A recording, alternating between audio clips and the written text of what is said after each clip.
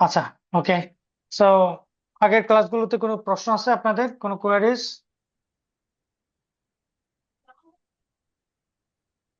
আমরা যে প্র্যাকটিক্যাল যে ফর্ম গুলো দেখেছিলাম আপ টু 9.1 পর্যন্ত, এর মধ্যে কোনো আপনাদের প্রশ্ন আছে?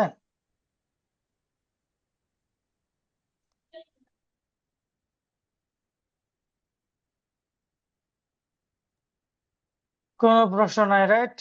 শুনতে পাচ্ছেন আপনারা ঠিকঠাক? দেখা যাচ্ছে স্ক্রিন শেয়ার? জানাবেন। শুনতে পাচ্ছি। হুম, স্ক্রিন শেয়ারটা দেখা যাচ্ছে তো না? হ্যাঁ, দেখা যাচ্ছে। ওকে, ফাইন। তো আগের ক্লাসের কোনো প্রশ্ন নাই, তো আমরা আজকে বিডিএস এর আলোচনা দিয়ে শুরু করতে চাই ক্লাসটা। ওকে, সো আমরা এসআরও নাম্বার 182, যেটা হচ্ছে 27 মে 2025-এ জারি হয়। হ্যাঁ, এটার মাধ্যমে বিডিএস এর বিধিমালা, অর্থাৎ উৎসে কর্তন আমরা কিভাবে করব এবং এটার আদায় কিভাবে হবে তার সম্পর্কে এই বিধিমালা বিস্তারিত বলা হয়েছে। তার আগে আমরা যদি শেষের দিকে যাই, দেখেন এই রহিতকরণ ও হেফাজতকরণ, এই বিধিমালা কার্যকর হইবার সঙ্গে সঙ্গে উৎসে মূল্য সংযোজন, কর কর্তন ও আদায় বিধিমালা 2021 এত দ্বারা রহিত হইবে। ঠিক আছে? তো তার মানে বোঝা যাচ্ছে যে এর আগে বিডিএস এর উৎসে কর্তনের বিধিমালা ছিল 2021। ঠিক আছে?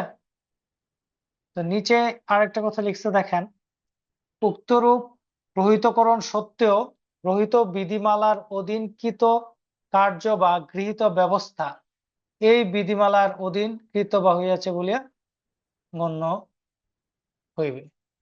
বুঝতে পারছেন? তো আমরা তার এবার তার মানে এই প্রশ্ন হইতে হলে অফিসের যে কাজগুলো হয়েছে এটাই এই বিধিমালা অনুযায়ী হবে আর কি। রাইট, এবার আসেন আমরা এই বিধিমালাটাকে খুঁটিনাটি পড়ব। তার আগে আমরা জেনে নিই যে আসলে উৎসে কর্তনটা কি।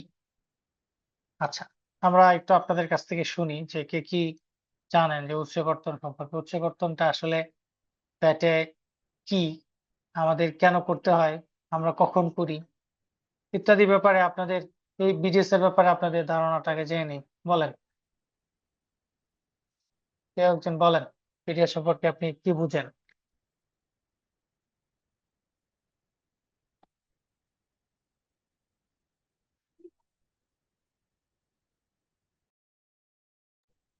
উচ্চকর্তন মানে তো একটা স্যার মূসকই ব্যাট যেটা স্যার হুম,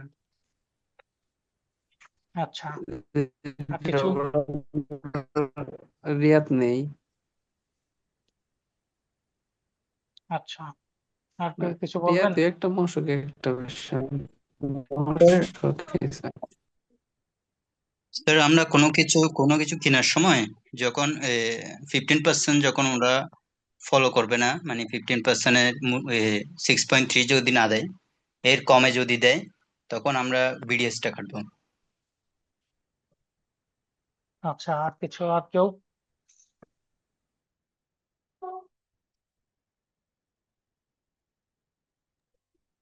6.3 না দিলেই 6.6 কেটে যাবে। হুম, হুম। আর কেউ কিছু বলবেন বিডিএস সম্পর্কে? আর আমি বুঝতে চাচ্ছি যে আসলে আপনাদের প্রিলিমিনারি ধারণাটা কি আছে বিডিএস, তাহলে আমার আলোচনাটা আসলে কোন দিকে নিয়ে যেতে হবে। তো এই জন্য প্রশ্নটা করলাম যে আসলে বিডিএস সম্পর্কে আপনারা কি ধারণা রাখেন, কারণ এটা একটা আসসালামু খুবই আলাইকুম। গুরুত্বপূর্ণ। জি, জি, আসসালামু আলাইকুম স্যার, আমি তো মাত্র আচ্ছা, জয়েন করলাম, একটু মানে কোথা আচ্ছা, থেকে প্রশ্নটা আলোচনাটা ছিল, হচ্ছে। জি স্যার। আচ্ছা আমরা আসলে আজকে আলোচনা করছি বিডিএস নিয়ে, বিডিএস দিয়ে এখন শুরু করলাম। তো যেহেতু এটা একটা খুবই গুরুত্বপূর্ণ পার্ট, আমার জি স্যার। প্রশ্নটা ছিল বিডিএস সম্পর্কে আপনি কি জানেন বা কি ধারণা রাখেন? স্যার, এটা কি টিডিএস এর মতো চালু যেটা আমরা উৎসে কর কর্তন করি স্যার? হ্যাঁ, হ্যাঁ, উৎস তো, উৎস যেহেতু বলছে ভ্যাট, বিডিএস মানে ভ্যাট হচ্ছে কর্তন, আয়করের ক্ষেত্রে হচ্ছে টিডিএস, আর ভ্যাটের ক্ষেত্রে হচ্ছে বিডিএস। জি স্যার। স্যার এটা একটু মানে আসলে ওইভাবে ধারণা ওকে, নাই স্যার, তো সত্য আমরা কথা আগে বলতে গেলে। হচ্ছে কি মানে জিনিসটাকে সহজভাবে বুঝি।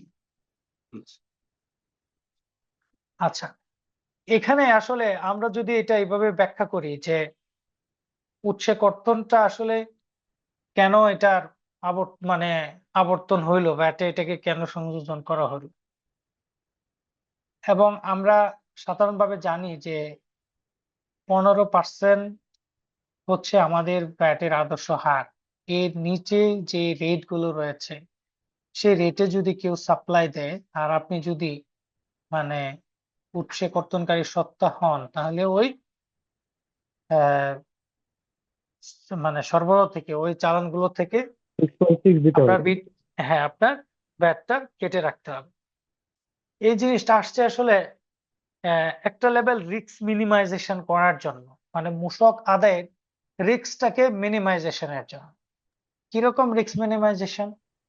ধরেন আপনি একজন ম্যানুফ্যাকচারিং কোম্পানি, আপনার একটা প্লান্ট আছে, একটা বিজনেস আছে, জি স্যার। আপনার পোর্টফোলিও আছে, আপনি ব্র্যান্ড ভ্যালু আছে, আপনার একটা ব্র্যান্ড আছে, আপনার অ্যাসেট ভ্যালু আছে, আপনি মার্কেটে একটা ভালো প্রোডাক্টের কন্ট্রিবিউশন করেন, আপনার সাপ্লাই চেইন আছে, ওভারঅল এভরিথিং ইজ গুড। তাহলে এত কিছুর মধ্যে আপনি একটা বিজনেসটা যখন রান করবেন বা আপনার যখন বড় ইনভেস্টমেন্ট থাকবে, আপনার একটা লিমিটেড কোম্পানি ফর্ম করেছেন, ব্যাংক আছে, এখানে আপনি লাইবিলিটি আছে, শেয়ার হোল্ডার আছে, বা স্টক এক্সচেঞ্জে আপনার লিস্টেড কোম্পানি। এরকম কোম্পানি আসলে হুটহাট পালিয়ে যাওয়ার কোনো সুযোগ নাই।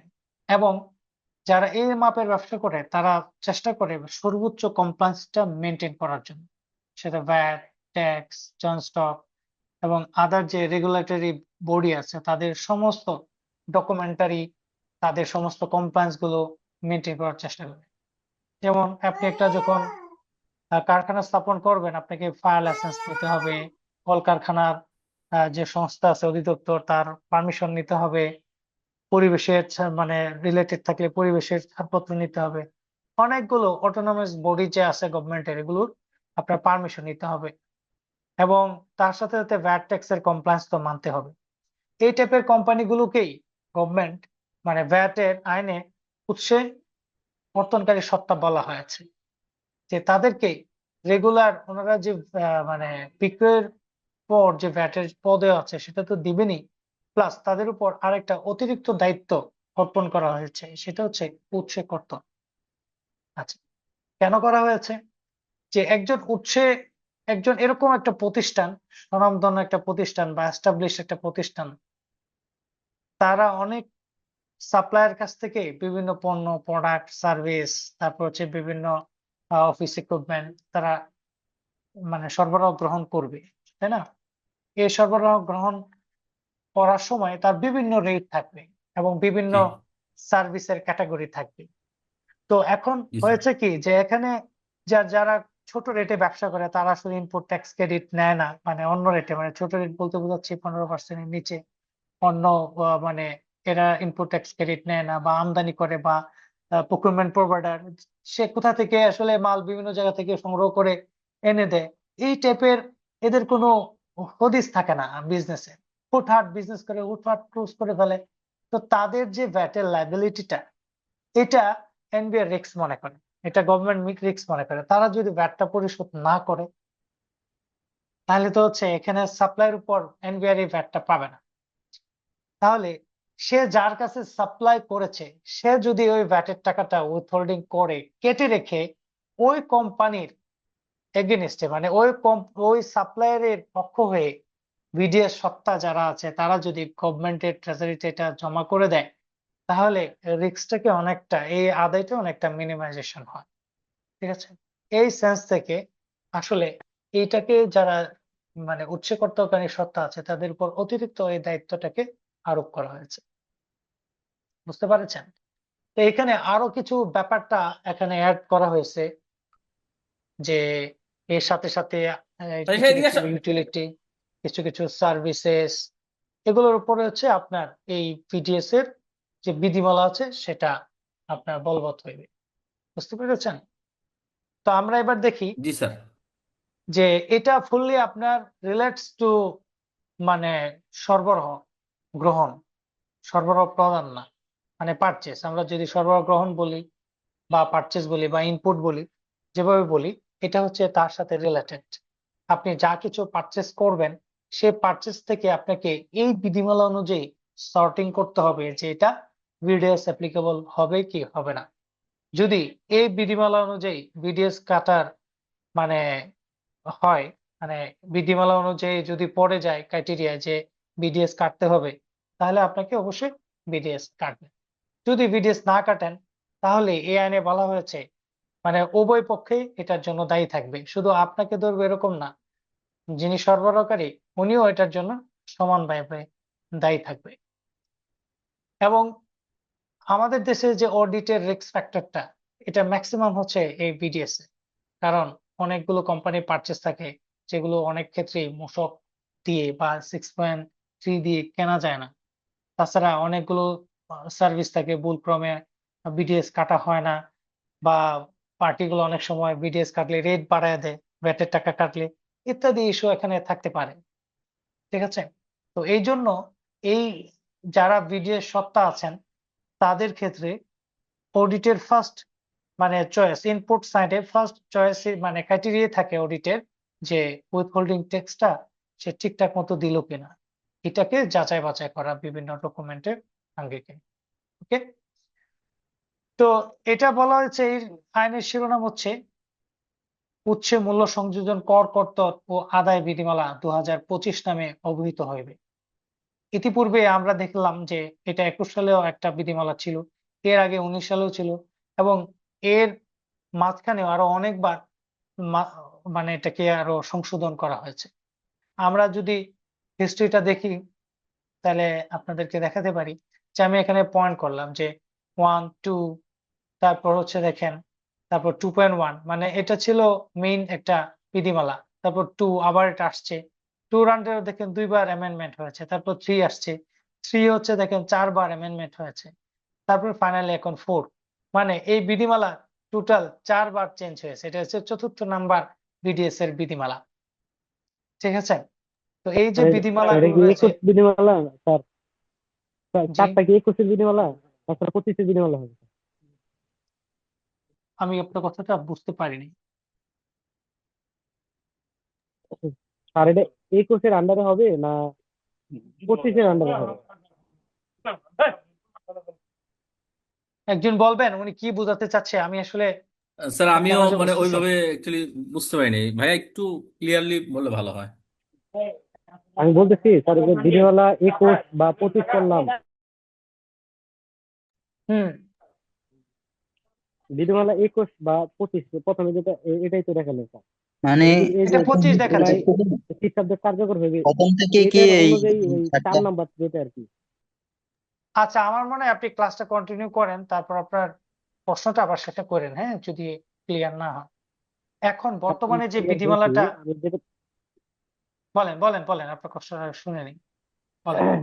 স্যার আমি বলতে চাচ্ছি, এটা কি স্যার এই যে 21 এই বিধিমালার লাস্টে যে 21 রহিত হবে 2025 কার্যকর হওয়ার সাথে সাথে, যে 4 নাম্বারটা দেখালেন স্যার, সংশোধনী দেখালেন যেটা 1, হ্যাঁ 2, হ্যাঁ 3, 4 এভাবে, হ্যাঁ হ্যাঁ এটা কি, হ্যাঁ, এটা এই যে এই 4 নাম্বারটা কি এছাড়াও এই জুলাই 2025 অধীনে হবে?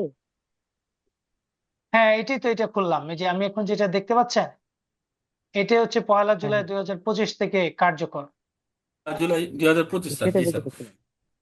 হ্যাঁ হ্যাঁ 21 হবে না এর আগে 25 হবে, আপনাকে, এটাই কোশ্চেন ছিল স্যার। ওকে ওকে, এবার দেখেন এই যে চারটা, প্রথমটা ছিল বিধিমালা 2019 নামে, তারপর দ্বিতীয়টা ছিল দেখেন 2020 নামে, হ্যাঁ, এই যে দেখতে পাচ্ছেন তো না, এই যে 20 নামে ছিল। তারপর দেখতে তৃতীয়টা পাচ্ছি। ছিল 2021 নামে, তারপর এখন হচ্ছে 2025 নামে। এবং প্রতিটা অ্যাসারও যেখানে চেঞ্জ হয়েছে আমি এটা চেষ্টা করেছি যে 2.1, 2.2, 3.1, 3.3, 3.4 পর্যন্ত এটা 4 বার হয়েছে, আমি উল্লেখ করতে যে কোন বিডিএস এরটা কখন অ্যামেন্ডমেন্টটা হয়েছে। হ্যাঁ, ওকে, লেটস স্টার্ট अगेन। তো এখানে আইন বলতে ওই যে আমাদের ভেটেরাইনটা, উৎসে কর্তনকারী সত্তা কে, এটা বুঝতে হবে।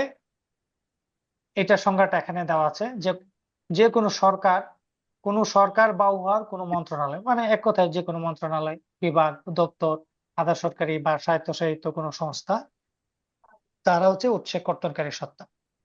রাষ্ট্রীয় মালিকানাধীন প্রতিষ্ঠান, গভর্নমেন্টের অনেকগুলো প্রতিষ্ঠান আছে, তারা, স্থানীয় কর্তৃপক্ষ, পরিষদ বা অনুরূপ কোনো সংস্থা, এনজিও বিষয়ক ব্যুরো বা সমাজসেবা অধিদপ্তর কর্তৃক অনুমোদিত বেসরকারি প্রতিষ্ঠান, কোনো ব্যাংক, বীমা কোম্পানি বা অনুরূপ আর্থিক প্রতিষ্ঠান, মাধ্যমিক বা তদূর্ধ্ব পর্যায়ের শিক্ষা প্রতিষ্ঠান, কোনো লিমিটেড কোম্পানি এবং 10 কোটি টাকার অধিক বার্ষিক টার্নওভার যুক্ত কোনো ব্যক্তি বা প্রতিষ্ঠানকে বোঝায়।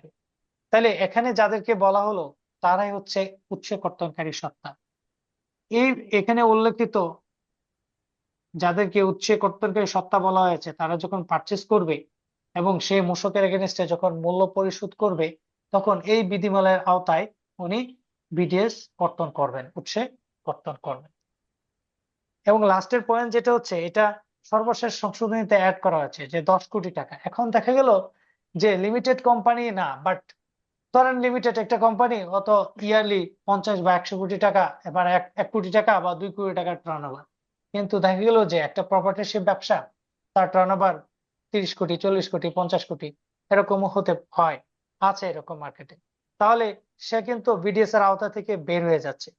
অনেকে বিজনেস এর এসব ঝামেলার কারণে, বা ধরেন নিজে একাই রান করতে পারছে, কোনো মানে ওইরকম দরকার হচ্ছে না লিমিটেড কোম্পানি করার, প্রপার্টিশিপ দিয়ে গেলে এরকম হিউজ ট্রানজেকশনের কোম্পানি আছে, অনেকগুলো প্রপার্টিশিপ ব্যবসা দিয়ে রান করছে, এরকম প্রতিষ্ঠানও আছে। তো তাদেরও যদি বার্ষিক টার্নওভার 10 কোটি টাকার বেশি হয়, তাহলে তারাও এই উৎসে কর্তনকারী সত্তা হিসাবে পড়বে এবং তাদেরকে এই বিডিএস এর আওতায় উইথহোল্ডিংটা করতে হবে।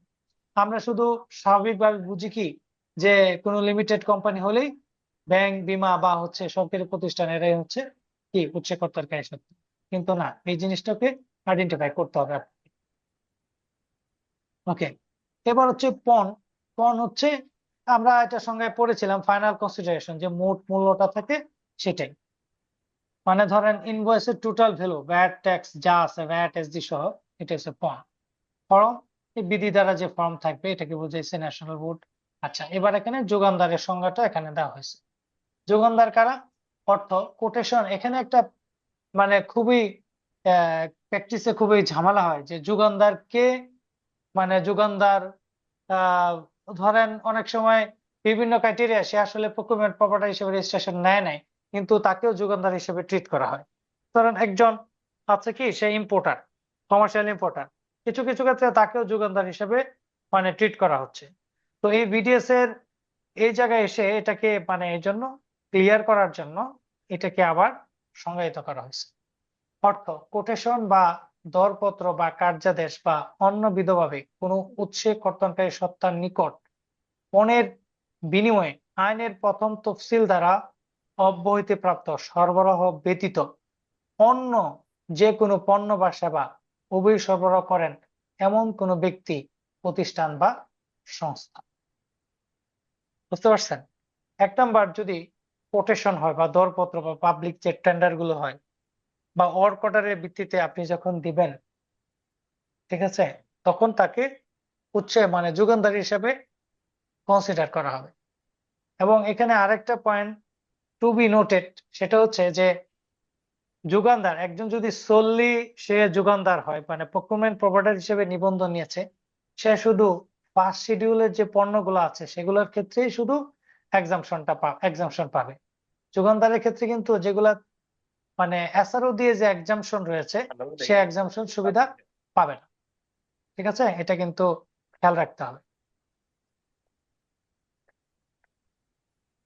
তারপর এখানে আছে হচ্ছে এই বিধিমালায় ব্যবহৃত যে সকল শব্দ বা অভিব্যক্তির সংজ্ঞা প্রদান করা হয় নাই, সেই সকল শব্দ বা অভিব্যক্তি আইন, মানে যেটা বলছে যে এই আইন বা বিধিমালায় যেভাবে আছে সেভাবে প্রযোজ্য হইবে। আচ্ছা, 3 নাম্বার,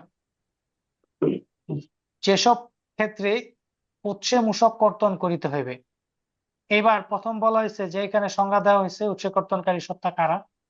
এবার এখানে বলা হচ্ছে যে কখন আপনি এবং কোন আইটেমের উপর বা কোন সার্ভিসের উপর আপনি উৎসে কর্তন করবেন সেগুলো। 1 নাম্বার, টেন্ডার, চুক্তি, কার্যাদেশ বা অন্যবিধভাবে সরবরাহের ক্ষেত্রে নিম্নের টেবিলে কিছু বলছেন কেউ? না বলে তো স্যার করে রাখেন, মিউট করে রাখেন। আচ্ছা, সরবরাহের ক্ষেত্রে নিম্নের টেবিলে বর্ণিত কলাম 2 এ উল্লেখিত সেবা কোডের বিপরীতে কলাম 3 এ বিধিত সেবার ক্ষেত্রে কলাম 4 এ উদ্ধৃত হারে মূসক। মানে অনেক পেজ দিয়ে বলছে, যাই হোক এই টেবিল অনুযায়ী হচ্ছে আমাদের কাজ করতে হবে। মানে যারাই হচ্ছে এই বিডিএস এর আওতায় আপনি উৎসে কর্তনকারী সত্তা হইবেন, তারা যখন কোনো চুক্তি, কার্যাদেশ বা টেন্ডার যাই হোক বা যেভাবে আপনি সরবরাহ গ্রহণ করবেন, এগুলোর ক্ষেত্রে আপনাকে অবশ্যই যে হার এখানে উল্লেখ আছে সেই হারে আপনাকে উৎসে কর্তন করতে হবে। ঠিক আছে? তাহলে এখন দেখেন যে টেবিলে বলা আছে, আমরা জানি সেবার যে হেডিংটা শুরু হয় এটা এস দিয়ে শুরু হয়, S001.10 এসি হোটেল। ঠিক আছে? দেখেন এখানে কোড কিন্তু একই, কিন্তু ডেফিনেশনটা ভিন্ন। ডেফিনেশনের সাথে সাথে ভ্যাটের রেটের অনেক চেঞ্জ আছে। আপনি সেবা কোডগুলো বইয়ে দেখে নিবেন যে কোনটার ভ্যাটের রেটটা কত।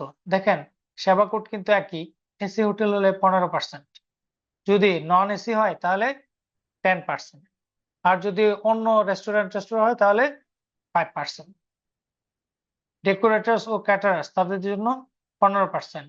মোটর গাড়ি, গ্যারেজ, ওয়ার্কশপ, এগুলো হচ্ছে যে যে ব্যবসার সাথে রিলেটেড তার জন্য তখন আপনাকে এটা দেখে নিতে হবে। এটা আসলে মুখস্থ করার বা ওইটা এরকম কোনো ব্যাপার না।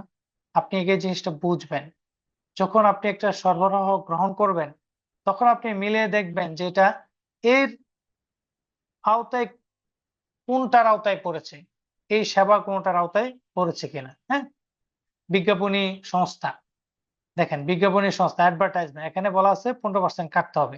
নিচে আবার একটা শর্ত আছে। কি শর্ত আছে? যে সকল অ্যাডভার্টাইজমেন্ট কোম্পানি আছে তারা মূসক যদি আপনাকে রেভিনিউ অফিসার কর্তৃক সত্যায়িত করে আপনাকে প্রদান করে, তাহলে আবার বিডিএস কর্তন করতে হবে না। এখানে প্রথমত বলা আছে বিজ্ঞাপনী সংস্থার যদি ভ্যাট, এদের ভ্যাট তো 15%, তাহলে আপনিও কি করবেন? উইথহোল্ডিং করবেন 15%। কিন্তু যদি বিজ্ঞাপনী সংস্থা যে মূসক চালানটা আপনাকে দিয়েছে সেটা যদি রেভিনিউ অফিসার কর্তৃক সত্যায়িত থাকে, স্বাক্ষরিত থাকে, তাহলে আপনাকে উইথহোল্ডিং করতে হবে না। ছাপাখানা 15% কাটতে হবে। এইভাবে দেখেন যে সমস্ত যে সার্ভিসেস গুলো আছে সেই সার্ভিসেস গুলো এখানে বলা হয়েছে যে এই সার্ভিস যদি আপনি সরবরাহ গ্রহণ করেন চালানের মাধ্যমে, তাহলে আপনি বিল প্রদান করার সময় এই হারে, যে হারে এখানে বলা আছে সে হারে আপনি ভ্যাটটা কেটে রাখবেন। এই যে যোগানদার বলা হয়েছে 37 হাউস, তাকে 10% কেটে ফেলতে হবে। স্যার জি, স্যার এরকম কি কোনো আপনার থেকে কোনো এক্সাম্পল আছে, মানে কিভাবে এই ইয়াটা করে, মানে সাইনটা কিভাবে করে এরকম? হ্যাঁ আছে। আচ্ছা সেটা স্যার, হচ্ছে একটু দেখাতে ভালো মানে লাগবে। দেখা হচ্ছে কি, আমি বলি আপনাকে, আপনি এই মানে চালান তো আপনার কাটা আগের ক্লাসে দেখলাম, চালান হ্যাঁ কাটা স্যার। দেখছেন না 6.3, ওই হ্যাঁ দেখছি। চালানটাই প্রিন্ট আউট করে রেভিনিউ অফিসারের কাছে সার্কেলে নিয়ে যেতে হবে। সার্কেল নিয়ে আচ্ছা। গেলে ওনারা এটা সাইন করে দিন। ও ঠিক আচ্ছা আছে? আচ্ছা। ওই সাইন আচ্ছা। কপিটা তখন আপনি কাস্টমারকে দিয়ে দিবেন। ও আচ্ছা আচ্ছা। ঠিক আছে? যেমন ধরেন যারা পত্রিকা আছে তাদেরকে তো অনেকে অ্যাড দেয়, তো অ্যাড হ্যাঁ দিলে স্যার। সে একটা মানে ধরেন কর্পোরেট, মানে পার্সনের ক্ষেত্রে তো একটা সমস্যা নেই। যখন সে ধরেন ইউনিলিভার একটা অ্যাড রান করলো প্রথম আলো, তাহলে সে যদি অ্যাডটা রান করে তাহলে ইউনিলিভারকে তাকে বিল করতে হবে। তো বিলের হ্যাঁ স্যার। সময় তার ব্যাটার রেট হচ্ছে বিজ্ঞাপনী সংস্থা 15%, 15% হারে সে একটা চালান করলো। ধরেন 100 টাকা তার একটা অ্যাডভার্টাইজমেন্টের বিল ছিল, তাহলে একটা হবে 115 টাকা।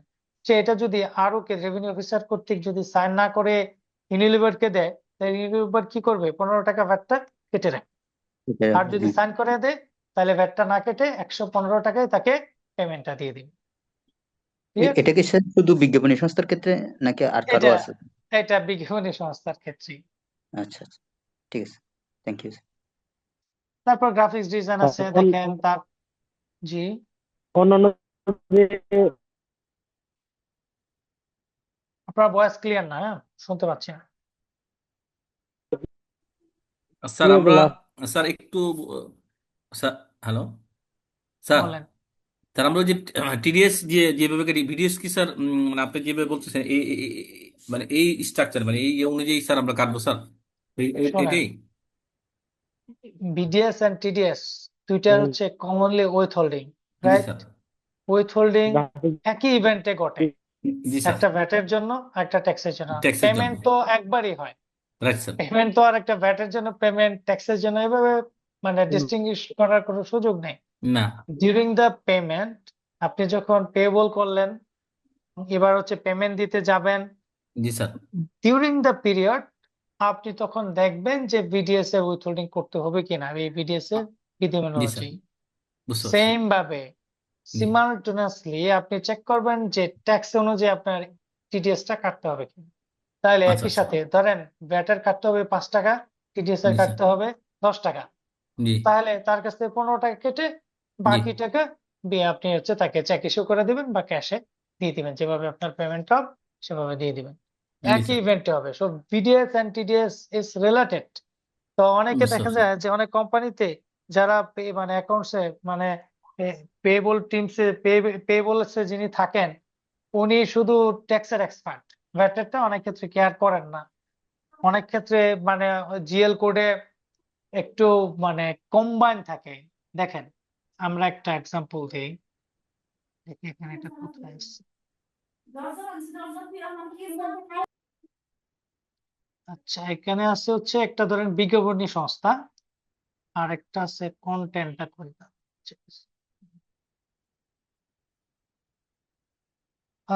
কন্টেন্ট ডিজাইন তো আগে 5% ছিল, এটা কি করব?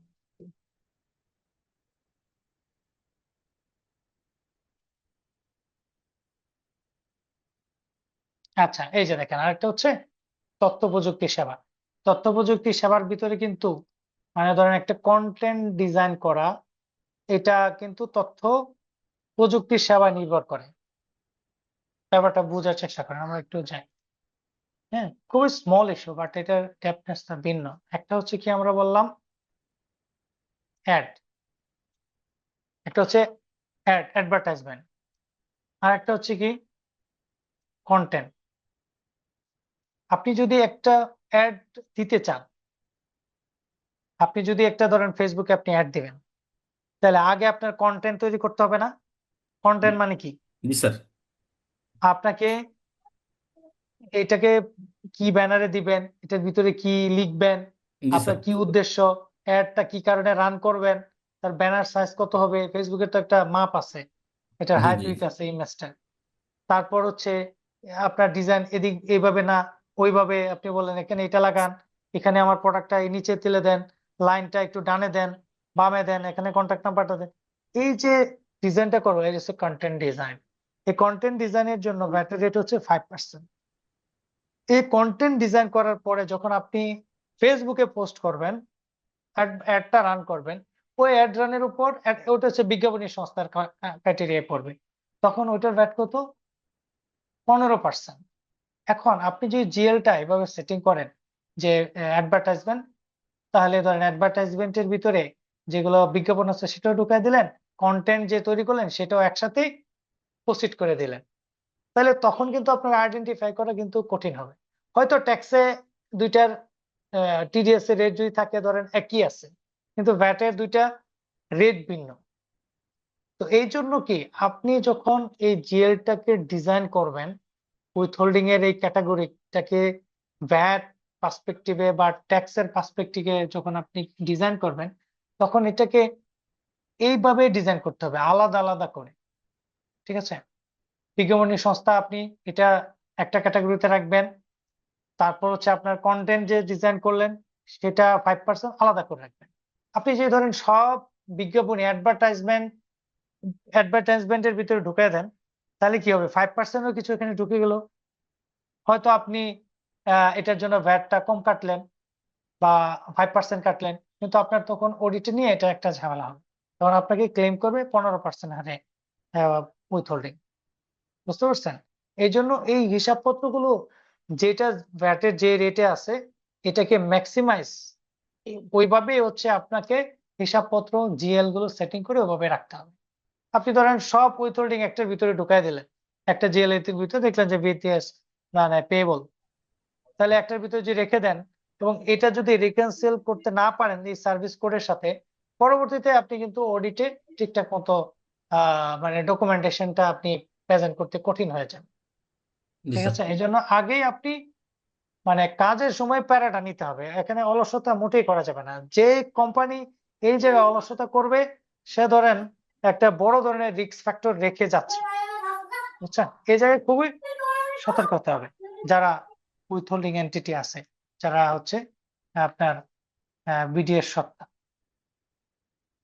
আশা করি আমি যে পয়েন্টটা বুঝাতে চাচ্ছিলাম বা আমি বুঝাতে পেরেছি। হ্যাঁ, যদি কোনো প্রশ্ন থাকে না বুঝে থাকেন বলবেন। আবার দেখেন স্যার পরে ওই যে আসবাব, স্যার এটা মনে হয় আপনি বলেন। আসবেন, মানে পরবর্তীতে মনে হয় স্যার এটা আমাদেরকে দেখাবেন স্যার, ওই যে হ্যাঁ, এক্সাম্পল আমরা হিসেবে ওই যে প্র্যাকটিক্যালি বিডিএস। দেখাবো। হ্যাঁ, জি স্যার, জি স্যার, প্র্যাকটিক্যালি এটা দেখাবো। বুঝতে পারছি sir. Okay, okay, thank you sir. এবার দেখেন আসবাবপত্রের বিপণন কেন্দ্র, যদি আসবাবপত্রের উৎপাদক হয় দেখেন 7.5%। আবার এখানে যদি এখানে জিনিসটা সহজভাবে বলি, যদি আপনার উৎপাদন এবং কারখানা মানে শোরুম যদি আলাদা হয়, ঠিক আছে, তাহলে 2 রকমের রেট হবে। আর যদি ডাইরেক্ট মানে উৎপাদক কারখানা হইতে সরাসরি ভুক্তানি সরবরাহ করলে মূসকের 15% হবে, তখন 15%। আর যদি ধরেন আপনি শোরুমে দিলেন তাহলে 7.5% এবং শোরুম থেকে আবার 7.5%, 2 ভাগে আপনি এটাকে হচ্ছে এটা করবেন। Okay? তারপর courier, express, mail, ইজারাদার, indenting farm, যোগানদার তো বললাম, সিকিউরিটি, লাইফ সম্প্রসারণ, আইন পরামর্শ, এটারও কনসালটেন্সিরও কি এই সার্ভিসেরও 15% আপনি উইথহোল্ডিং করবেন। যানবাহন ভাড়া প্রদানকারী, interior architect, design, graphic design, শব্দ ও আলোক সরঞ্জাম ভাড়া প্রদানকারী, ওই যে যারা ইভেন্ট করে, বোর্ড সবাই আছে, এটা আছে। এটার প্র্যাকটিসটা কিন্তু লিমিটেড কোম্পানি অনেকে বাইপাস করে যায়। তো লিমিটেড কোম্পানি হলে আপনার বোর্ড সভা তো হতেই হবে, কোম্পানির আইন অনুযায়ী আপনাকে বোর্ড সভা করতে হবে না? আর বোর্ড সভায় অংশগ্রহণ করলে ডিরেক্টরদেরকে কিন্তু একটা কি করতে হয়, সমানে অনারিয়াম দিতে হয়। সে অনারিয়াম থেকে কিন্তু আপনি 15% ভ্যাট কাটতে হবে। এটা কিন্তু এই যে সার্ভিসের আন্ডার, অনেকে কাটেন না, এই ব্যাপারে সতর্ক হতে হবে। তো এইসব এখানে যে জিনিসগুলো উল্লেখ আছে এখানে কিন্তু সবগুলোর ক্ষেত্রে যে চালান থাকবে ব্যাপারটা এরকম না। যে দেখেন বোর্ড সভায় যোগদানকারী যে যারা বোর্ড সভায় অংশগ্রহণ করছে তাদেরকে যদি আপনি অনারিয়াম দেন, তাহলে তারা তো আপনাকে মূসক চালান দিবে না, কারণ ডিরেক্টর তো মূসক চালান দেবে না, তারা কিছু অনারিয়াম দিলেন জি বোর্ড স্যার। সভায় আসার জন্য, তাহলে আপনাকে যে টাকা দিবেন এর থেকে আপনার নিজে এই প্যাডটা দিতে হবে। ওকে, ওকে স্যার। তো কিছু জিনিস আছে যে আপনার বিডিএসটা হবে কিন্তু আপনার চালান পাবেন না, চালান ছাড়া হবে। আর কিছু আছে যেগুলো হচ্ছে ধরেন সার্ভিস হিসেবে আপনি নিলেন, ওগুলো তো চালান থাকবে। স্যার সেই ক্ষেত্রে মানে ডকুমেন্ট হিসেবে যদি জানা না থাকে ওটা। ডকুমেন্ট যে পেমেন্টের ওই আছে না, যে আপনি কিভাবে পেমেন্টটা দিলেন জি স্যার, জি আপনার স্যার, জি স্যার। এখানে আপনার যে জেবি আছে না, ভাউচারটা করে রাখবেন, তো ওটাই ডকুমেন্ট। ওকে স্যার, ওকে। বোর্ড সভা হলে তো এটার একটা কি হয়, রেজুলেশন হয়, হ্যাঁ, হ্যাঁ, হ্যাঁ। এটার একটা ইয়া থাকে, ওইটাই হচ্ছে আপনার প্রমাণ আপনি কত জি, টাকা দিলেন, অ্যাকাউন্টস থেকে মাইনাস হবে না, জি আপনার তো স্যার। ট্র্যাক আছে। Okay sir. তারপর এখানে দেখেন যা যা আছে, তারপর আইটিএন সার্ভিস, আইটিএন সার্ভিসের মধ্যে যা আছে সেটা 5%, এটা হচ্ছে আপনার কাটতে হবে। অন্যান্য বিবিধ সেবা বলতে মানে বলে রাখছে যে কি হবে জানি না, এটার ভিতরে ঢুকাই দিবে আর কি অন্যান্য সেবা যা আছে। তারপর হচ্ছে স্পন্সরশিপ 15%, ক্রেডিট রেটিং এজেন্সি তারও 15%। এই যে 44 সার্ভিসেস ক্যাটাগরি আছে, এই 44 সার্ভিসেস ক্যাটাগরি আসলে এখানে যে উল্লেখিত রেট আছে সেটা সে অনুযায়ী আপনাকে মানে উইথহোল্ডিংটা করতে হবে। ঠিক আছে, তা এবার হচ্ছে একটা প্রতিষ্ঠানে 40টা মানে সবগুলো ক্যাটাগরি মানে থাকবে না। আপনার যে কটা থাকবে সে অনুযায়ী হচ্ছে আপনি যখন বিলটা প্রসেস করবেন তখন আপনি এটা চেক করে নেবেন যে কোন ক্রাইটেরিয়া আপনি পড়ছেন। ওকে, তো এই গেল হচ্ছে এই সেবার উপর যে 44 যে সেবা ক্যাটাগরি আছে, এইটা যদি আপনি সরবরাহ গ্রহণ করেন বা এটার এগেইনস্টে যদি আপনি কোনো পেমেন্ট করেন, তখন আপনাকে অবশ্যই এই উল্লেখিত হারে মূসকটা কর্তন করতে হবে। ক্লিয়ার? ওকে, এবার আসেন অনুবন্ধিত ব্যক্তি কর্তৃক সেবা আমদানির ক্ষেত্রে বাংলাদেশের বাইরে অবস্থিত অনাবাসিক ব্যক্তির নিকট সেবামূল্য পরিশোধের সময় সংশ্লিষ্ট ব্যাংক 15% হারে উৎসে মূসক আদায় বা কর্তন করিয়া আদায়কৃত মূসক ব্যাংকের সংশ্লিষ্ট কর মেয়াদের মূসক দাখিলপত্রে বৃদ্ধিকারী সমন্বয় সাধন করিবে। এটা ব্যাংকের জন্য বলছে যে অনেক সময় হয় না যে বাইরে একটা মানে আপনি সার্ভিস নিছেন, সে আপনাকে বিল করলো, আপনার পেমেন্টটা করতে হবে, সেক্ষেত্রে ব্যাংক এটা করবে। তারপর 3 বলা হচ্ছে নিবন্ধিত ব্যক্তি কর্তৃক সেবা আমদানির ক্ষেত্রে 15% হারে মূসক সরকারি কোষাগারে জমা প্রদান করিয়া ট্রেজারির অনুলিপি ব্যাংকে। আচ্ছা, এটা যেটা বলছে আমি সহজ করে বলি, এই দুইটা জিনিস কাজে লাগবে কোন ক্ষেত্রে? সেবা আমদানির ক্ষেত্রে। ধরেন ফরেন বাংলাদেশের বাইরে থেকে আপনি একটা সেবা নিলেন, সেবা আমদানি করলেন, আমরা ওই যে সেকশন 22 পড়ছিলাম যে রিভার্স চার্জ মেকানিজম, তাদের ক্ষেত্রে এটা বলা হয়েছে। হ্যাঁ, আপনি যখন আপনার বিদেশ থেকে একটা সার্ভিস নিলেন, তাকে পেমেন্ট করতে হবে, কনসালটেন্সি সার্ভিস যে কোনো সার্ভিস হতে পারে, এটা তো আর কাস্টম হয়ে আসবে না। তো তখন আপনি যখন পেমেন্টটা করবেন, পেমেন্টটা করতে হবে লিগ্যাল ওয়েতে অবশ্যই ব্যাংকের মাধ্যমে। তাহলে আপনি হিসাব করে এটার যে ভ্যাটটা আছে সেটা আপনি ট্রেজারি করে পেমেন্টের সাথে ব্যাংকের পেমেন্ট অ্যাডভান্সের সাথে ওই ট্রেজারিটা ব্যাংকে দিবেন। তো ব্যাংক আবার হিসাব করবে যে ঠিকঠাক আছে কিনা। যদি ঠিকঠাক থাকে তাহলে সে এই পেমেন্টটা করে দিবে এবং আপনার ওই ট্রেজারিটাই মানে প্রমাণস্বরূপ ব্যাংক রেখে দিই। ওকে, সেটা বলছে। আর যদি কম বেশি তার হয় মানে তাহলে ব্যাংক সেটাকে অ্যাডজাস্ট করবে। এক্ষেত্রে স্যার মানে সেবা কনসালটেন্সি ফার্মকে যে টাকাটা দেওয়া হবে ওই টাকা দিতে হবে, পাশাপাশি যে ভ্যাটটা হবে ওই টাকার উপরে জি, সেই ভ্যাটটা ধরেন দিতে হবে, আপনাকে, এরকম বলছিলেন। ধরেন বাইরে একটা কনসালটেন্সি নিছেন, সে আপনাকে 100 টাকা বিল করলো, তাহলে আপনি হিসাব করলেন 100 টাকার উপর ভ্যাট কত? 15%। 15 টাকার একটা ট্রেজারি চালান সহ কেটে আপনি পেমেন্ট অ্যাডভাইস দিবেন ব্যাংকে যে ওর এগেনিস্টে অমুক দেশ, ওর এগেনিস্টে এত টাকা, এত ইউএসডি ডলার বা মানে ইকুইভ্যালেন্ট ভ্যালু এটাকে তাকে পেমেন্টটা করতে। তখন ব্যাংক চেক করবে পেমেন্টের সময় যে টাকা তার ইনভয়েস ভ্যালু, তার ভ্যাটের হার কত, 15%-এ এত টাকা আসলো এবং আপনিও তার সমান ট্রেজারি দিয়েছেন, তাহলে সেক্ষেত্রে আর ব্যাংক অতিরিক্ত ট্রেজারির জন্য আর কাটবে না। ঠিক আছে, এবং আপনার পেমেন্টটা দিয়ে দিবে। এখন দেখা গেল হিসাব করে যে আপনি ট্রেজারিটা কম কেটেছেন, এখানে আরো 100 টাকা বেশি বা 500 টাকা বেশি হবে মূসকটা। হ্যাঁ, তখন সে 100 টাকা আবার কাটবে ব্যাংকে ট্রেজারি ওই উইথহোল্ডিং হিসাবে কেটে আপনাকে একটা মূসক কর্তন 6.6 দিয়ে দেবে এবং আপনি কিছু কাটলেন, ব্যাংকে আবার কিছু কাটলো, এটা নিয়ে অ্যাডজাস্ট করে আপনার রিটার্নে দেখেন। তারপর 4 বলছে সরকারি, আধা সরকারি, স্বায়ত্তশাসিত প্রতিষ্ঠান বা স্থানীয় কর্তৃপক্ষ বা যে কোনো লাইসেন্স, পারমিট বা রেজিস্ট্রেশন প্রদানকারী কর্তৃপক্ষ লাইসেন্স, যেখানে অনেকগুলো লাইসেন্সের ক্ষেত্রে কিন্তু ভ্যাট কেটে রাখে, তাই না? আপনারা হয়তো দেখেছেন যে আমরা যখন আইআরসি নিবন্ধন নিই তখন একটা ভ্যাট কেটে ভ্যাট নেয়। তারপর হচ্ছে ওই আমরা যখন ট্রেড লাইসেন্স করি তারপর একটা ভ্যাট নেয়। এগুলোর কথা বলছে। নবায়নকালে বা ক্ষেত্র বিশেষে কোনো সুবিধা সৃষ্টিকারী যেসব সেবার ক্ষেত্রে উক্তরূপ সুবিধা প্রদানকারী ব্যক্তির নিকট হতে প্রাপ্ত সমুদায় অর্থের উপর 15% হারে উচ্চ আদায় করিবে। মানে যারা এই লাইসেন্স অথরিটি আছে তারা এটা আদায় করে নিবে। ঠিক আছে, এর জন্য তারা আপনাকে কোনো চালান টালান কোনো কিছুই দিবে না, কোনো কিছুই থাকবে না। এরা এই মানে 4-এর বিডিএস-এর বিধিমালা এই 4 অনুযায়ী তারা এটা কেটে রেখে দেবে।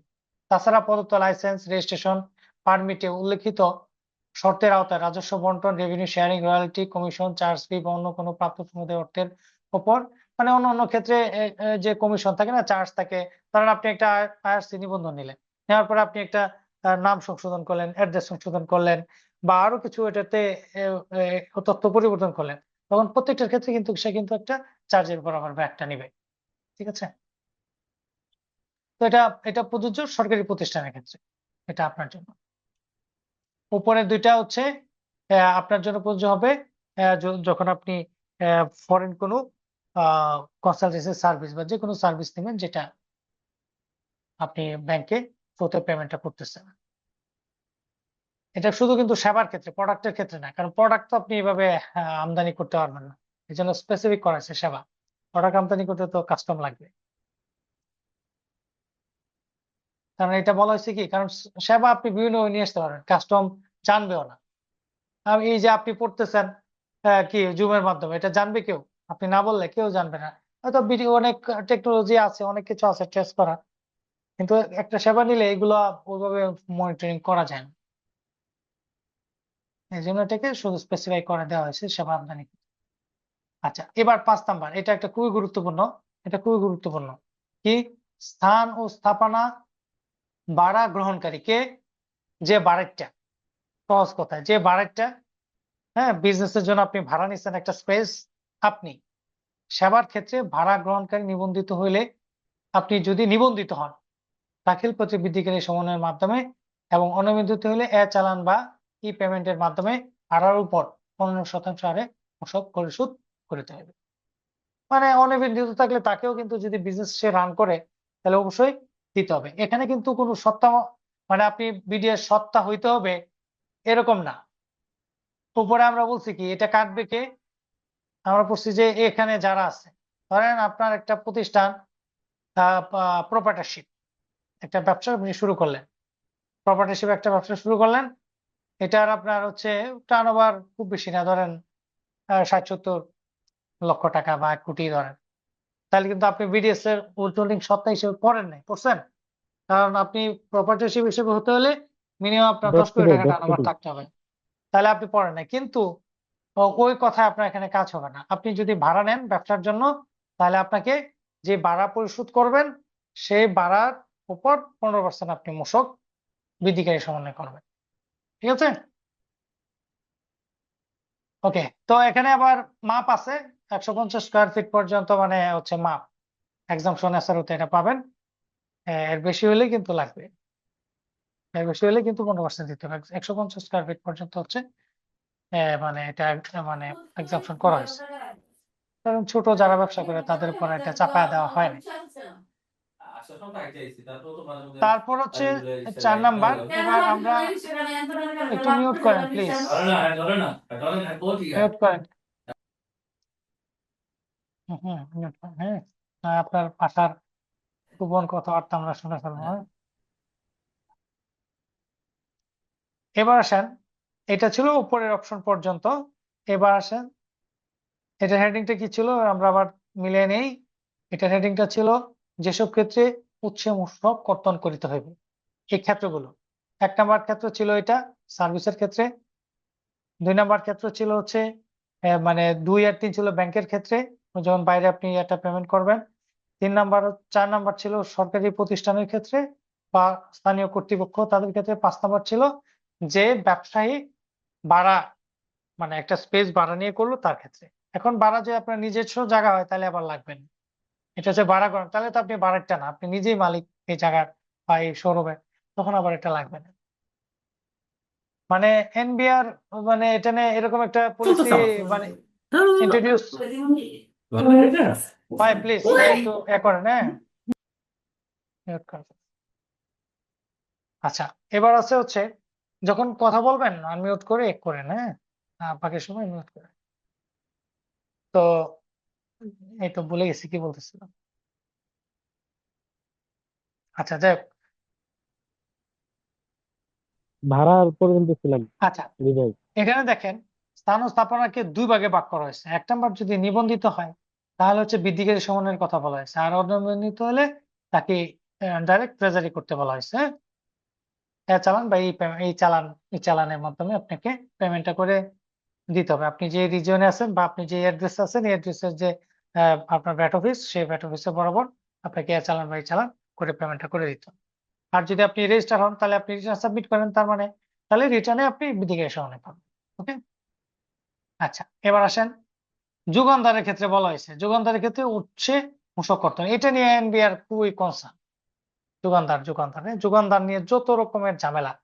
আর যুগানদার ছাড়া কেউ ব্যবসাও করতে পারে না। যুগানদার হচ্ছে এমন এক চিজ যার কাছে দুনিয়ার খবর থাকে, দুনিয়ার মানুষের কাছ থেকে ধরেন প্রোডাক্ট জোগাড় করে আপনার দিয়ে দিবে, ওর কিছুই নেই। ঠিক আছে, এটাকে অনেক সময় বোঝানোর জন্য এরকম বলে, দেখছেন না গরুর পাইকার, মানে কাদের মধ্যে একটা ছাতা নিয়ে ঘুরতে থাকে গ্রামগঞ্জে, তার কিছুই নেই, সে কি করে এর গরু নিয়ে ওর ওর কাছে বিক্রি করে, ওর গরু নিয়ে ওর কাছে বিক্রি করে, এরকম টাইপের আর কি। যুগানদারটা অনেকটা এরকম। যুগানদারের ক্ষেত্রে ধরেন আপনি একটা যে কোনো বাসার অ্যাড্রেস ইউজ করে আপনি একটা ব্যবসা পরিচালনা করতে পারবেন, এই সুবিধাটা দেওয়া হয়েছে। এটা ক্ষেত্রে মাত্র যুগানদারের ক্ষেত্রে। ঠিক আছে, একটা ট্রেড লাইসেন্স নিয়ে আপনি শুরু করে দিতে পারেন, বা অনেক ক্ষেত্রে মনে হয় ট্রেড লাইসেন্স ছাড়াও করে আর কি। কারণ যুগানদার তো আসলে সে তো যুগানদারই, এ তো মানে বিভিন্ন জনের কাছ থেকে জিনিসপত্র এনে সরবরাহ করবে। আচ্ছা, তো কি বললো যুগানদারের ক্ষেত্রে? প্রজ্ঞাপন দ্বারা অব্যাহতিপ্রাপ্ত কোনো পণ্য বা সেবা যুগানদার কর্তৃক সরবরাহ প্রদানের ক্ষেত্রে যুগানদার সেবা হিসেবে সরবরাহ গ্রহণকারীকে উৎসমূসক কর্তন করিতে হইবে। তবে প্রজ্ঞাপনে যুগানদার হিসেবে পৃথকভাবে অব্যাহত সেবা উক্ত কর্তনের আওতা বহির্ভূত হইবে। একটু আগে যেটা বললাম যে যদি কোনো মানে প্রজ্ঞাপন দ্বারা মানে এসআরও দ্বারা আর কি যদি অব্যাহতি প্রাপ্ত হয়, তাহলে সেক্ষেত্রে কিন্তু আপনার অবশ্যই মানে আপনার উৎসমূসক কর্তন করতে হবে। ঠিক আছে, এক্ষেত্রে কোনো মানে ছাড় নাই। আর যদি ফার্স্ট শিডিউলের হয়, ফার্স্ট শিডিউলের কোনো পণ্য আপনাকে সরবরাহ করে, তাহলে এর উপর তো আসলে ভ্যাট এক্সাম্পশন, ভ্যাট নাই। কিন্তু অন্য অন্য ক্ষেত্রে যেটা হচ্ছে এসআরও দিয়ে এক্সাম্পশন করা হয়েছে, সেক্ষেত্রে আপনার কিন্তু যোগানদারের যে ভ্যাট 10% সেটাকে আপনাকে উচ্চকর্তন করতে হবে, এবং যোগানদার সে ভ্যাট 10% অ্যাড করে সে চালান প্রদান করবে। যদি না করে আপনি ওখান থেকে হিসাব করে কেটে দিবেন 10%। ওকে, তবে প্রজ্ঞাপনে যোগানদার হিসেবে পৃথকভাবে অব্যাহতিপ্রাপ্ত সেবা উক্ত কর্তনের আওতা বহির্ভূত হবে। কিছু কিছু ক্ষেত্রে, স্পেশাল ক্ষেত্রে যোগানদারকে আলাদা এসআরওর মাধ্যমে অব্যাহতি প্রদান করা হয়েছে। যে যোগানদার যদি প্রাইমারি স্কুলে টিফিন সরবরাহ করে, তাহলে ওখানে আবার বা হচ্ছে যদি স্কুল বা শিক্ষা প্রতিষ্ঠানে টিফিন সরবরাহ করে, এরকম একটা মনে আছে এসআরও, যে তাদেরকে আবার অব্যাহতি দেওয়া হয়েছে। ঠিক আছে, যদি বলে দেয় যে এই যোগানদারের ক্ষেত্রে এই সার্ভিসের ক্ষেত্রে মানে এক্সামটেড করা হলো, তাহলে এটা অ্যাপ্লাই হবে। কিন্তু এসআরও দ্বারা যে অব্যাহতি প্রাপ্ত আছে ওগুলোর ক্ষেত্রে কিন্তু সে অব্যাহতি প্রাপ্ত হবে না, অবশ্যই তাকে মূসক দিয়ে চালান ইস্যু করতে হবে, এবং আপনি সরবরাহ গ্রহণকারী হিসেবে মানে আপনি কি করবেন, মূসক কর্তন করবেন।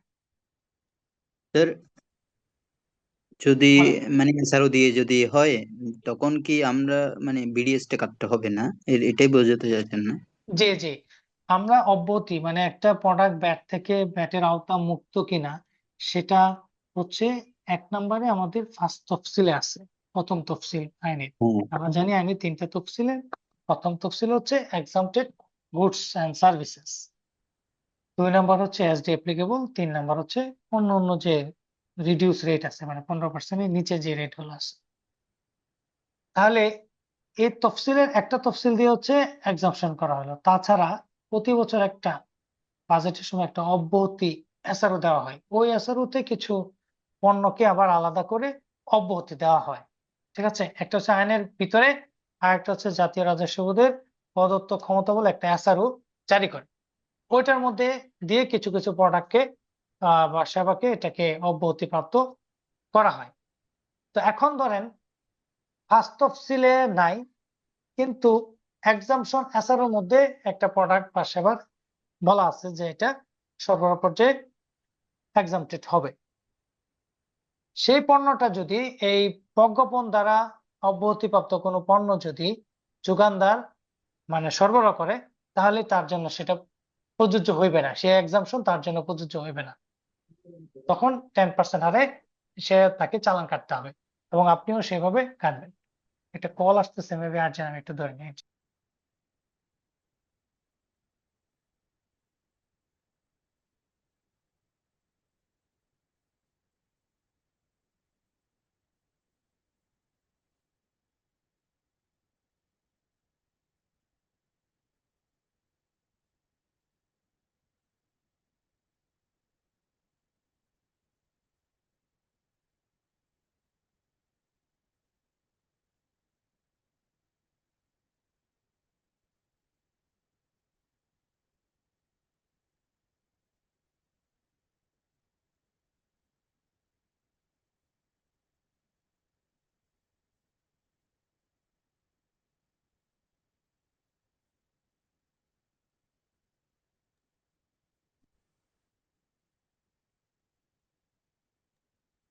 ওকে, হ্যাঁ, সরি।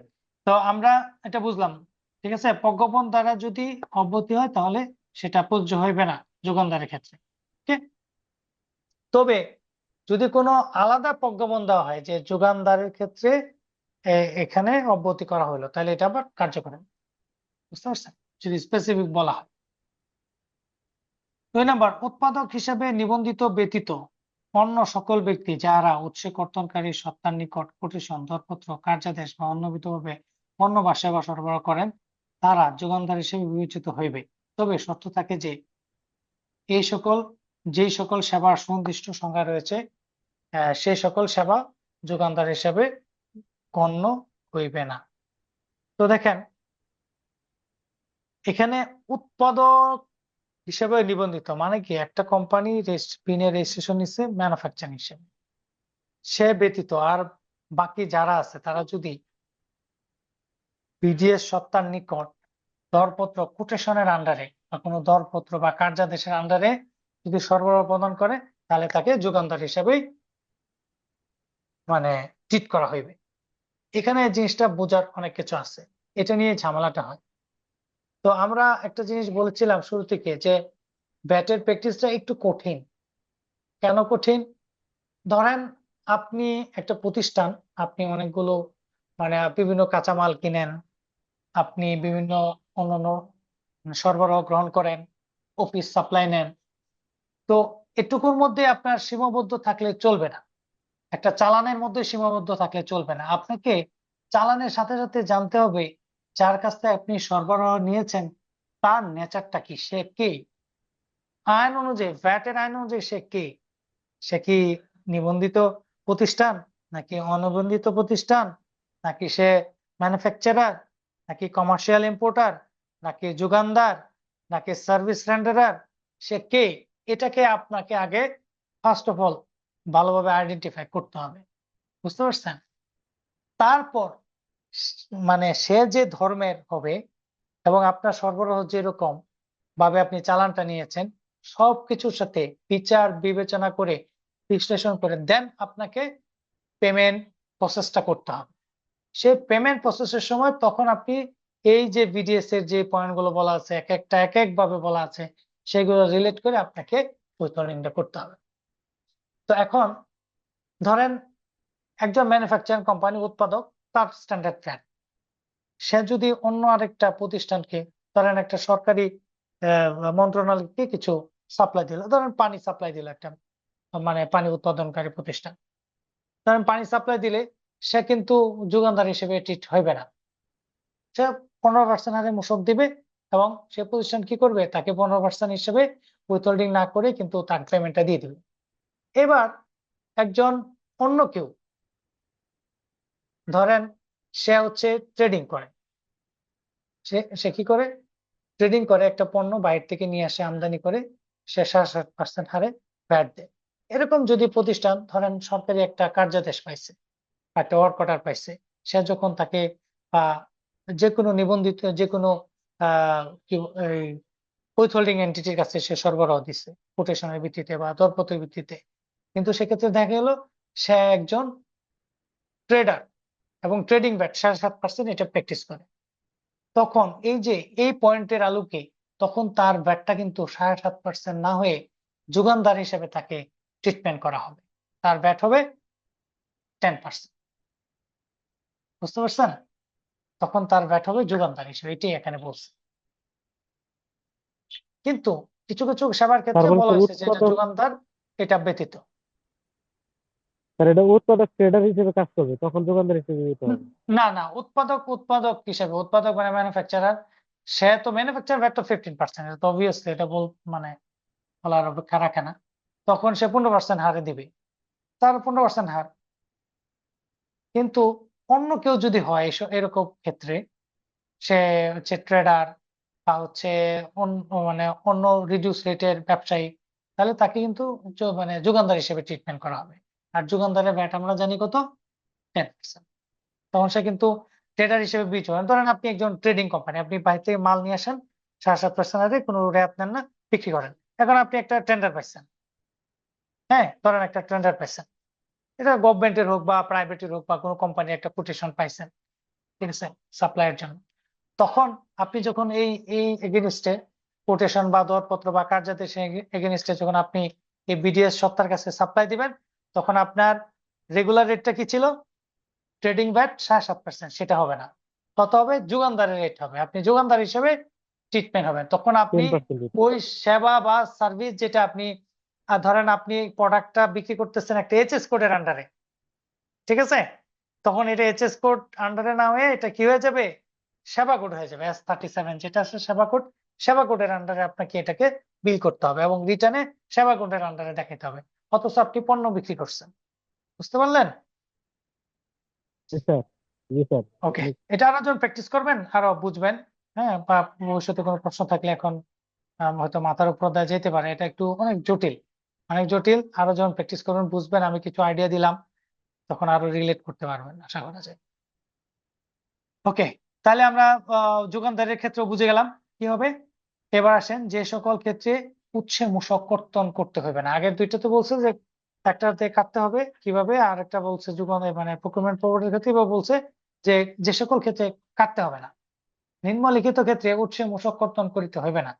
আচ্ছা, কি কি ক্ষেত্রে, উৎপাদনকারী 15% হারে বা হ্রাসকৃত হারে বা সুনির্দিষ্ট কর আরোপিত হইয়াছে এইরূপ কোন পণ্য উক্ত হার বা সুনির্দিষ্ট কর উল্লেখপূর্বক মূসক ফরম মূসক 6.3 এর মাধ্যমে সরবরাহ করিলে, অর্থাৎ যারা ম্যানুফ্যাকচারার আছে সে যদি যে রেটে দেয়, কারণ এখানে কিন্তু ম্যানুফ্যাকচারার রড কোম্পানি, তার কিন্তু স্পেসিফিক ভ্যাট দেয়, সেগুলো কিন্তু আপনি ম্যানুফ্যাকচারিং হলে আপনি উইথহোল্ডিং করতে পারবেন।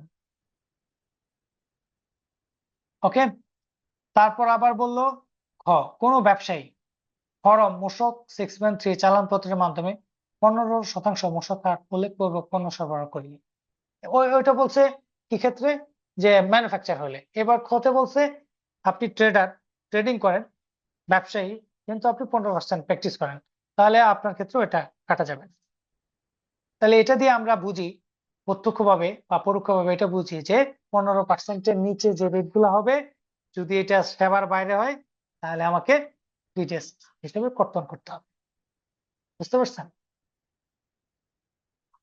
তারপর এখানে বললো যে তবে শর্ত থাকে, যে তবে কি শর্ত থাকে, উক্ত ক্ষেত্রে ব্যবসায়ী কর্তৃক সর্বশেষ অর্থ বছরে integrated VAT administration system iBAS হইতে প্রাপ্ত নিয়মিত দাখিলপত্র পেশ সংক্রান্ত প্রত্যয়নপত্র বা মূসক সম্মাননা পত্র সরবরাহ গ্রহীতার নিকট দাখিল করিতে হইবে। কি শর্ত দিছে এই ব্যবসায়ীর ক্ষেত্রে, যে ব্যবসায়ী যদি 15% হারে চালান দেয় তাহলে উইথহোল্ডিং করতে হবে না, কিন্তু এক্ষেত্রে শর্ত আছে। কি শর্ত, তাকে প্রত্যয়নপত্র দিতে হবে। প্রত্যয়নপত্র অথরিটি হচ্ছে আপনার ডিভিশন অফিস, ভ্যাটের যে ডিভিশন অফিস, সেই ডিভিশন অফিস আপনাকে সত্যায়িত করবে। কিভাবে সত্যায়িত করবে, তারা যাচাই বাছাই করে সবকিছু চেক করবে আপনি ভ্যাটের সমস্ত ডকুমেন্ট মেনটেন করেন কিনা, আপনি নিয়মিত রিটার্ন দাখিল করেন কিনা, নিয়মিত করদাতা কিনা, সবকিছু যদি ঠিকঠাক থাকে তবেই আপনি মূসক এই প্রত্যয়নপত্র আপনি ডিভিশন অফিস থেকে পাবেন। অথবা আপনি যদি ভ্যাট অনলাইন সিস্টেমে নিয়মিত রিটার্ন দাখিল করেন, তাহলে 12টা মানে কনসিকুয়েন্সলি 12টা রিটার্ন দাখিল করার পর সিস্টেম থেকে অটো জেনারেটেড মূসক সম্মাননা পত্র আপনি একটা পাবেন। সেটা আপনি তখন আপনার যার কাছে আপনি মানে সাপ্লাই দিচ্ছেন তাকে এটা দিতে হবে, মানে আপনাকে দিতে হবে। তাহলে আপনি সরবরাহকারী মানে ব্যবসায়ী যে যে আছে 15% চালান কাটছে, তার আপনি উইথহোল্ডিং করতে পারবেন না। আর যদি 15% দিল কিন্তু ওই যে মূসক সম্মাননা পত্র বা প্রত্যয়নপত্র দেয় নাই, অর্থাৎ হচ্ছে ট্যাক্সের পিএসআর এর মতো, বুঝতে পারলেন?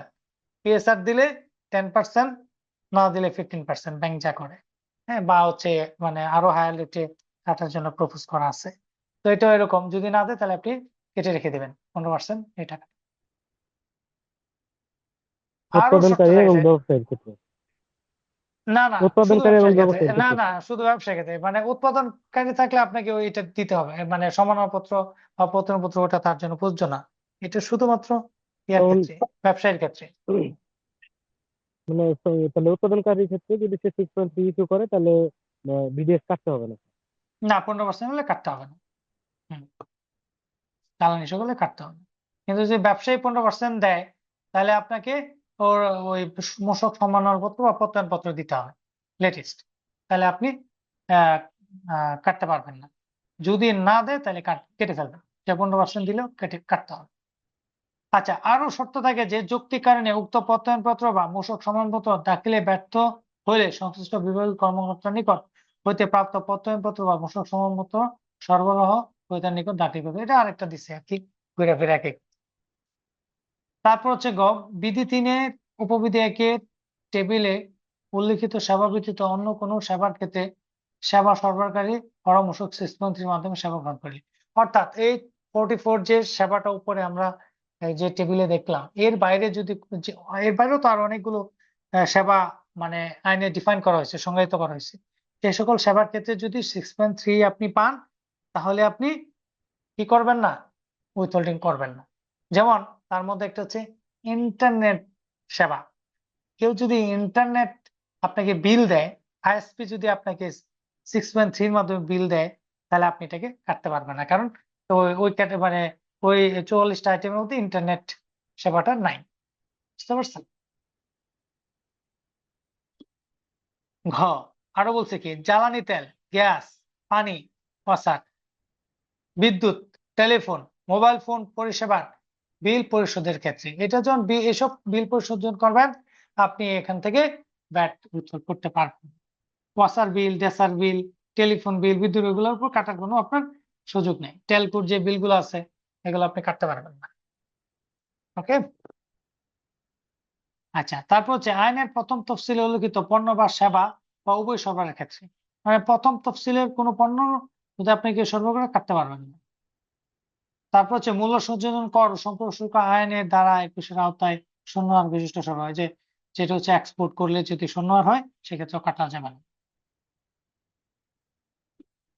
তারপর হচ্ছে বিধি 3-এর উপবিধি 1-এর টেবিলে উল্লিখিত বিজ্ঞাপনী সংস্থা এই যে এবং টেলিভিশন ও অনলাইন সম্প্রচারের মাধ্যমে অনুষ্ঠান সরবরাহকারী শীর্ষক সেবা প্রদানকারী প্রতিষ্ঠান সমূহ স্থানীয় মূল্য সংযোজন কর কার্যালয়ের রাজস্ব কর্মকর্তা বা সহকারী রাজস্ব কর্মকর্তা কর্তৃক প্রত্যায়িত ফরম মূসক 6.3 প্রদান করে। যেটা আমরা বললাম যে ওই যে যারা বিজ্ঞাপনী সংস্থা আছে বা টেলিভিশন তো অনলাইন লাইভ বিজ্ঞাপনী সংস্থায়, তারা যদি ওই রাজস্ব কর্মকর্তা কর্তৃক যদি চালানটা সত্যায়িত করে নিয়ে আসে, তাহলে আপনাকে 6 মানে উইথহোল্ডিংটা করতে হবে না।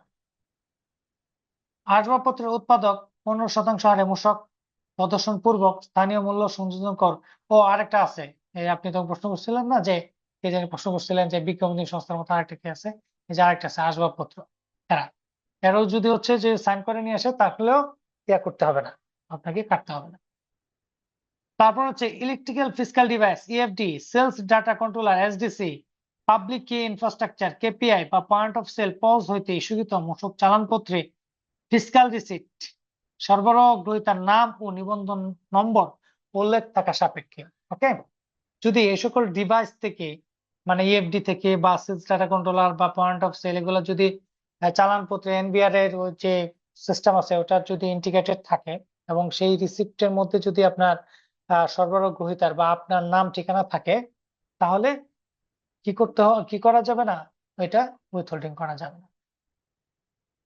ব্যবসায়ীর নিকট হইতে দেশীয় ওষুধ ক্রয়ের ক্ষেত্রে, ব্যবসায়ী কারা, কেউ যে তারা ফার্মাসি আছে না, এদের ক্ষেত্রে যদি আপনি ওষুধ কিনেন তাহলে আপনি উইথহোল্ডিং করতে পারবেন না, কারণ এখানে অলরেডি সব উৎপাদন পর্যায়ে পেড করা থাকে। তাহলে এখানে যে পয়েন্টগুলো বলা আছে এসব ক্ষেত্রে আপনাকে করা যাবে না। ধরেন এবার ভ্যাট কনসালটেন্ট পরীক্ষায় দিল যে নিম্নলিখিত কোনটার ক্ষেত্রে উৎসের মূসক কর্তন করতে হইবে না, তখন একটা আইটেম দিয়ে দিল, মানে ধরেন 3টা দিল হচ্ছে ওই উপরের টেবিল থেকে, একটা দিয়ে দিল একটা সার্ভিস যেটা এর বাইরে, তখন আপনাকে এটা কিন্তু একটা আইডিয়া রাখতে হবে যেটা 44টার মধ্যে পড়ছে। বুঝতে পারছেন? এটা খুবই গুরুত্বপূর্ণ, এটা নিয়ে খুব ঝামেলা হয়। হ্যাঁ, আর এখানে খুব কাজ, এটা একটা অতিরিক্ত কাজ। বুঝতে পারছেন? তো এটা খুবই গুরুত্বপূর্ণ, এটা খুব সাবধানলি হ্যান্ডেল করবেন, কেয়ার করতে হবে ভালোভাবে কোম্পানির ক্ষেত্রে। আচ্ছা, উৎসে মূসক কর্তনকারী করুন, এবার আপনি আরেকজনের ভ্যাটের টাকাটা কেটে রাখছেন সরকারে, এখন আপনার করণীয় কি সেটার গাইডলাইন। আইনের প্রথম তফসিলে সরবরাহ ব্যতীত সরবরাহকারী কর চালানপত্র মূসক সিজমন্ত্রী জারি না করিলে উৎস কর কর্তনকারী সত্তা সরবরাহকারীর নিকট হইতে কোনো সরবরাহ গ্রহণ করিবে না এবং সরবরাহকে উক্ত সরবরাহ বিরুদ্ধ কোনো, এটা একটা আজারের কথা বলছে, এটা একটা আজারের কথা বলছে, বুঝছেন? এগুলো মানে কি বলবো যে আপনাকে হাত পা, আপনি ব্যবসা করতেছেন, ভ্যাটের নিবন্ধন নিয়েছেন, আপনি কমপ্লাসমেন্টে গেছেন, আপনাকে আবার দেখেন চাপায় দিচ্ছে। এখন অনেক আপনার এরকম একটা জিনিস লাগবে, এখন নিচে থেকে কিনতে হবে, চা নাস্তা পানি বা অনেক কিছু সরবরাহ লাগে, তো ওই ব্যক্তির নিবন্ধন নাই। এখন আপনার ধরেন 1 টাকার জিনিসের জন্য কি আপনি 10 টাকা খরচ করে যাবেন দূরে যার নিবন্ধন আছে, বা তার কাছ থেকে আস্তে আস্তে ফর্মালিটি অনুযায়ী এটা আপনার প্রয়োজন ফুরিয়ে যাবে, এরকম তো করা যাবে না। তো এখন আপনাকে এটা দিয়ে বলছে যে আপনি করতে পারবেন না। ব্যবসা করতেছেন আপনি, আপনার উপর এটা চাপায় দিচ্ছে। এটা আসলে খুবই একটা ক্রিটিক্যাল সিনারিও এই মানে বিডিএস এর ক্ষেত্রে। এটা আসলে হয় না, মানে কোনো কোম্পানি পারে না। তো এমএনসি কোম্পানিগুলো কি করে, কাছাকাছি একটা ভেন্ডর রাখে বা একটা দোকান রাখে, আর বলে যে ভাই তুই একটা চালান নিবি, আমরা সব বিল দিবি, মাস শেষে একসাথে একটা চালান মানে চালান কেটে দিবে, আমরা সাথে সাথে বিল করে দিবি। তো এটা এইসব ঝামেলা এড়ানোর জন্য এটা ওনারা করে। তো এরকম তো সবাই প্র্যাকটিস করতে পারে না। এখানে এরকম করতে গেলে আসলে কি কস্ট বেড়ে যাবে। ধরেন যেগুলো হচ্ছে মানে আপনি যা কেনেন, একটা অফিস কি পারচেজ ছাড়া রান করে?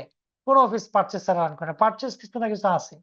তো এইসব পারচেজ যদি মানে অনিবন্ধিত প্রতিষ্ঠান হয়, বা হচ্ছে আপনার আহ মানে সে ভ্যাট দিয়ে দেয় না, বা ভ্যাটের 6.3 দিল না, এরকম ক্ষেত্রে তো আসলে মানে মুশকিল, খুবই মুশকিল হয়ে যায়।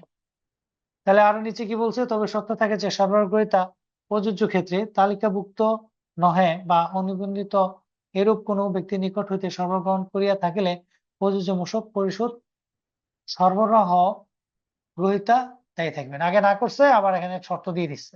হ্যাঁ ঠিক আছে ভাই, আপনি মানলেন না, এবার ভ্যাটটা কিন্তু আপনার দিতে হবে, আপনার গাড়ির উপর চাপায় দিচ্ছে। কিভাবে চাপায় দিছে দেখেন, আরো কথাবার্তা অনেক কিছু আছে, কি প্যাচ লাগাইছে। উচ্চ মূসক কর্তনের সত্তা বা সরবরাহ গ্রহীতা নিবন্ধিত হইলে, উচ্চ মূসক কর্তনকারী সত্তা বা সরবরাহ গ্রহীতা মানে আপনি, যে কোম্পানি, নিবন্ধিত হলে কি করতে হবে, আর অনিবন্ধিত হলে কি করতে হবে নিচে বলছে। নিবন্ধিত হলে প্রথম কি করতে হবে, সরবরাহ গ্রহীতা উৎসে কর্তনকৃত বা আদায়কৃত মূসক পণ পরিশোধ সংশ্লিষ্ট কর মেয়াদে, মানে যে মাসে আপনি মানে ভ্যাটটা পরিশোধ মানে পেমেন্টটা পরিশোধ করবেন, সেই কর মেয়াদে দাখিল পত্রে বৃদ্ধিকারী সমন্বয় করিবেন। এখন এখানে একটা কথা আছে, কি কথা?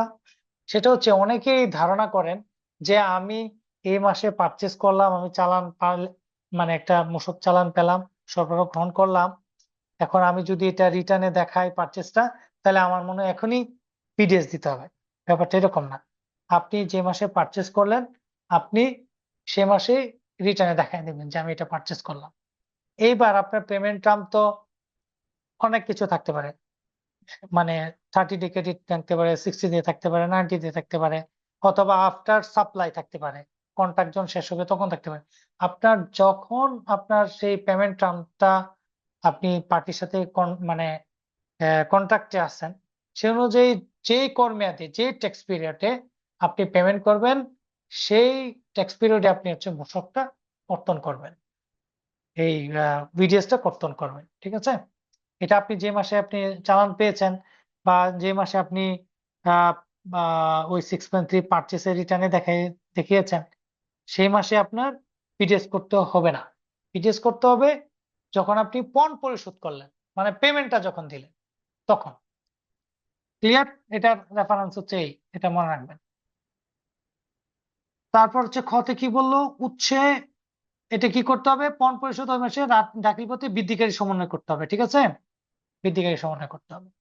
তারপর খতে কি বললো, উচ্চ মূসক কর্তনকারী সত্তা দাখিল করার 3 কার্য দিবসের মধ্যে মূসক 6.6 এ 3 প্রস্তে উক্ত কর কর্তন সনদপত্র ইস্যু করিয়া উহার মূল কপি সংশ্লিষ্ট মূসক সার্কেলে দাখিল করিবেন এবং একটি অনুলিপি সরবরাহকারীকে প্রদান করিবেন এবং একটি অনুলিপি 5 বছর পর্যন্ত সংরক্ষণ করবেন। ঠিক আছে? তো এখানে আপনি রিটার্ন দিলেন, রিটার্ন দেওয়ার দাখিল করার 3 কার্য দিবসের মধ্যে। ঠিক আছে? 3 কার্য দিবস মানে হচ্ছে কি, ধরেন ছুটি ছাটা বাদ দিয়ে পরে যা থাকবে সে অনুযায়ী, ধরেন বৃহস্পতিবারে রিটার্ন দিচ্ছেন, তাহলে পরবর্তী 3 কার্যদিবস কি হবে? রবি, সোম, মঙ্গল, মানে 14, 15, 16 এই 3 দিনের মধ্যে আপনি 6.6 ইস্যু করবেন। যেগুলো আপনি উইথহোল্ডিং করছেন সেগুলোর এগেইনস্টে 6.3 ইস্যু করবেন 3 পোস্টে। এক পোস্টে আপনি হচ্ছে সরবরাহকারীকে অর্থাৎ আপনার সাপ্লায়ারকে দিয়ে দিবেন, একটা ভ্যাট অফিসে জমা দিবেন, আর একটা নিজের কাছে 5 বছর সংরক্ষণ করে রাখবেন। এগুলো হচ্ছে কমপ্লায়েন্স। তো এগুলো মেনটেন করা খুবই ঝামেলা। অন ডিউয়ে ধরেন এত কাজ থাকে কোম্পানিতে, এগুলো সিস্টেমের অভাবে এগুলো ধরেন কেটে রাখছেন, দিয়ে দিচ্ছেন, কিন্তু চালানপত্র একজন চাইলো তাহলে দিলেন না, একজন চাইলো না তাহলে দিলেন না। এগুলো একটা ম্যাসাকার অবস্থায় থাকে মেনটেনেন্স, মানে সিস্টেম না থাকার কারণে। এবার আসেন 3 নম্বর, উৎসে মূসক কর্তনকারী সত্তা বা সরবরাহকৃত মূসক নিবন্ধিত না হলে, মূসক নিবন্ধিত না হলে সরকারি কোষাগার জমা দিবে 3 দিনের মধ্যে। ওই যে ধরেন পণ পরিশোধ, সেহেতু 15 দিনের মধ্যে তাকে এটা সরকারি কোষাগারে জমা দিয়ে দিতে হবে, ঠিক আছে? তো তার তো আর রিটার্ন নাই যে রিটার্নে করবে, তার ওই সুযোগ নেই। সে পণ পরিশোধের 15 দিনের মধ্যে এটা জমা দিয়ে তার পরবর্তী 3 কার্যদিবস সময়ের মধ্যে 6.6 ইস্যু করে দিয়ে দিবে। তারপর হচ্ছে উৎস কর্তৃক নিবন্ধিত না হলে কিভাবে জমা দিবে, কোন ইয়াতে জমা দিবে, এগুলা গাইডলাইন বলছে, কোথায় যাবে, কি সার্ভিস সিলেক্ট করবে, ইত্যাদি ইত্যাদি বলছে, যদি নিবন্ধিত না হয়। আর আপনি তো নিবন্ধিত, আপনি ইনক্রিজিং অ্যাডজাস্টমেন্ট দিয়ে দিলেন, ওটা দিয়ে হয়ে যাবে, আর আলাদা করে ট্রেজারি করতে হবে না। আচ্ছা, 5 নম্বর কি বললো এবার, উচ্চ কর্তনকারীর সত্তা সময়ের মধ্যে যে সকল সত্তার লেনদেন বা তৎসংক্রান্ত বিল হিসাব সংক্রান্ত কর্তৃক নিষ্পত্তি হয় তাদের উচ্চ মূল্য সংযোজন কর্তন ও সরকারি কোষাগারে ও সংক্রান্ত কার্যক্রম সংশ্লিষ্ট হিসাব সংক্রান্ত কর্তৃক সম্পাদিত হইতে হবে। আচ্ছা, এটা অন্য এর ক্ষেত্রে বলছে, তারপর এটা আর বলবো না, এগুলো দরকার নাই। আচ্ছা, সরবরাহ, এবার হচ্ছে আপনি সরবরাহ গ্রহণকারী ছিলেন, কাটলেন, কেটে রিটার্ন দিলেন, রিটার্নের পরে আপনি 6.6 দিয়ে দিলেন। এবার সরবরাহ গ্রহণকারী আপনার যে সাপ্লায়ার তার কি করণীয় সেটা বলছে। সরবরাহকারীকে পণ্য 6.3 ইস্যু করবে, এটা তো ইস্যু করবেই, সে ঠিক আছে, মানে চালান তো একটা দিবে। তারপর হচ্ছে দাখিলপত্র 6.3 অংশ পার্টে মূল্য সংযোজন মূসক পরিমাণ উল্লেখ করবে। তারপর এটা হচ্ছে মেইন পয়েন্ট, যে আপনি যে 6.6টা আপনার কাস্টমার যেটা দিবে সেটাকে আপনি হ্রাসকারী সমন্বয় করবেন, ঠিক আছে? উচ্চ কর্তনের সত্তার নিকট হতে ফরম মূসক 6.6 এ উচ্চ মূসক কর্তন সনদপত্র, মানে এই 6.6 সার্টিফিকেট যখন পাবেন, দাখিলপত্রে উচ্চ কর্তনকৃত মূসকের পরিমাণ হ্রাসকারী সমন্বয় গ্রহণ করবেন। আগেরটা ছিল বৃদ্ধিকারী সমন্বয় আপনার জন্য, সরবরাহকারী কোন কথা? হ্যাঁ, এবার আছে আপনার সাপ্লায়ার, সরবরাহকারী কোন? যিনি সরবরাহকারী, সে কি করবে, এটাকে হ্রাসকারী সমন্বয়। তার আগে কিন্তু বলছে কি, আগে আপনার সরবরাহকারী আপনি আগে ওকে আপনি কাস্টমারকে চালান দিবেন, চালান দেওয়ার পরে আপনি ওই কি করবেন, পদেও যে মূসক সেটা ঠিক মতো উল্লেখ করে মানে ভ্যাটটা দিয়ে দিবেন। তারপর যখন আপনি পেমেন্ট পেলেন, সে পেমেন্টের সাথে সাথে যখন আপনি 6.6 পেলেন, তখন সেটা আপনি ওই মানে আপনার রিটার্নে আবার হ্রাসকারী সমন্বয় করবেন।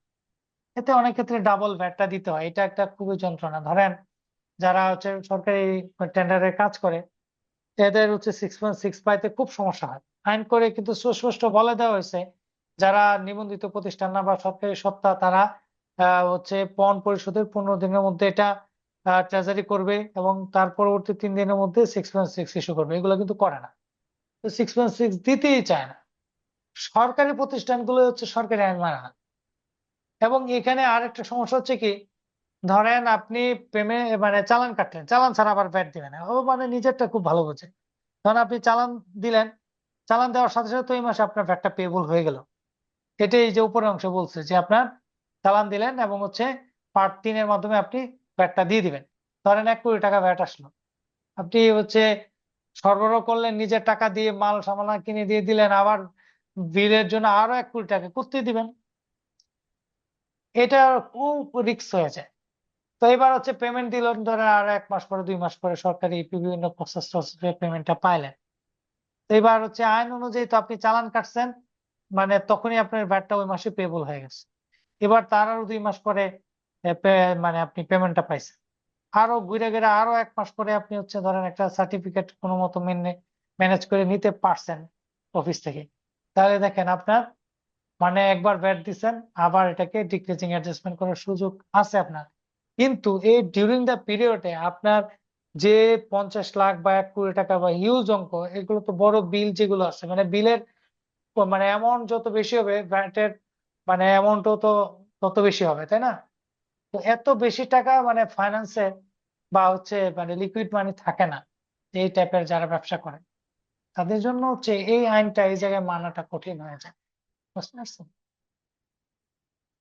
এটা তাদের ক্ষেত্রে এরকম করা দরকার যে তারা যখন আহ, হচ্ছে এরকম ক্ষেত্রে তারা যখন ওই সার্টিফিকেটটা পাবে তখন এটা দেখায় দেবে, তার এক্সট্রা যেন পকেট থেকে ভ্যাটটা দিতে না হয়। ঠিক আছে, যারা হচ্ছে পাবলিক টেন্ডারে অংশগ্রহণ করলো বা এরকম সরকারি প্রতিষ্ঠানে অংশগ্রহণ করলো, ঠিক আছে, তাহলে ওই যে 6.6 এটা হচ্ছে তার মূসক মানে প্রদান করার সার্টিফিকেট, তাকে আলাদা যেন মূসক মানে পেমেন্টটা করতে না হয়, এরকম আইন করতে হবে। আদারওয়াইজ এইসব প্রতিষ্ঠান কখনই এটা মানে দিতে পারবে না, বা হচ্ছে কি এটা আসলে বাস্তবতার সাথে যায় না। আপনি ধরেন মানে একটা রাস্তার কনস্ট্রাকশনের কাজ করলেন, তাহলে মালামাল তো আর সরকার দিবে না। ধরেন 1 কোটি টাকার একটা কাজ নিলেন, তো আপনি ধরেন 5 কিলোমিটার রাস্তা বিল্ড আপ করলেন, করার পরে আপনি যখন এবার বিল করবেন আপনাকে চালান দিতে হবে 1 কোটি টাকার সাথে, তাহলে আবার 15 লাখ টাকা এখানে ভ্যাট আসবে। তো এখন যে মাসে চালানটা করলেন 15 লাখ টাকা তখনই পেয়েবল হয়ে যাবে। এবার আপনি বিল করলেন আরো হচ্ছে ভ্যাট, এটা আপনি বিল পাবেন আরো 1 মাস পরে 2 মাস পরে। তা আপনার ইনস্ট্যান্ট আপনি 1 কোটি টাকা খরচ করেন, মাল ম্যাটেরিয়াল কিনে আপনি কনস্ট্রাকশনের কাজ করলেন, তারপর আরো 15 লাখ টাকা অতিরিক্ত ভ্যাটের জন্য জমা দিচ্ছে হচ্ছে আপনাকে। দেওয়ার পরে আপনি হচ্ছে বিল পাইলেন, বিল পাওয়ার পরে আরো ঘুরে ঘাড়ে মানে বিলের সময় আপনাকে ভ্যাটটা কেটে রাখছে, ট্যাক্স কেটে রাখছে। তো আরো হচ্ছে অনেক দৌড়াদৌড়ি করে ধরেন আপনি 6.6 পাইলেন, আরো হচ্ছে 3 মাস 4 মাস। তা আপনি আবার ডিক্রিজিং অ্যাডজাস্টমেন্ট করলে কি হয়ে যাবে? ইন দ্য মিন টাইম যদি আপনার অন্য সাপ্লাই না থাকে, এটা আপনার ক্লোজিং ব্যালেন্সে মানে পড়ে থাকবে। তো এই টাইপের বিজনেস যারা করে তাদের জন্য এটা খুবই কঠিন হয়ে যায়। তখন ভ্যাট অফিস অডিটে ধরে যে আপনার এই মাসে চালান কাটছেন, তখন তো ভ্যাট পেয়েবল ছিল, আপনি দেন নাই কেন? এগুলো নিয়ে অনেক মানে সমস্যা হয় মার্কেটে। আচ্ছা, এখানে আরেকটা জিনিস আপনার মনে রাখবেন, সেটা হচ্ছে যে কর মেয়াদে কোনো সরবরাহের বিপরীতে মূল্য পরিশোধ পূর্বক ফরম মূসক 6.6 এ প্রত্যয়নপত্র জারি করা হয়, সেই কর মেয়াদে বা সেই কর মেয়াদের পরবর্তী 6 কর মেয়াদের মধ্যে উক্ত সমন্বয় সাধন করিতে হইবে। উক্ত সময়ের পর সমন্বয় দাবি তামাদিন।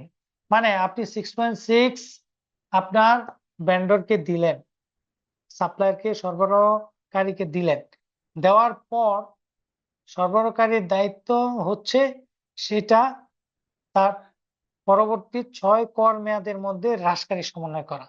যদি সে 6 কর মেয়াদের মধ্যে হ্রাসকারী সমন্বয় করতে ব্যর্থ হয়, তাহলে এটা তামাদি হয়ে যাবে, এটা আর সে মানে অ্যাডজাস্ট করতে পারবে না। ওই ইনপুট ট্যাক্স ক্রেডিটের মতো 6 কর মেয়াদ পার হয়ে গেলে এটা যেমন আপনি রেয়াত নিতে পারেন না বা এটি ডিক্রিজিং অ্যাডজাস্টমেন্ট করতে পারেন না, সেম ভাবে 6.6 আপনি যদি হ্রাসকারী সমন্বয় করতে চান, তাহলে আপনাকে যে কর মেয়াদে ওটা ইস্যু করা হয়েছে সেই কর মেয়াদ বা তার পরবর্তী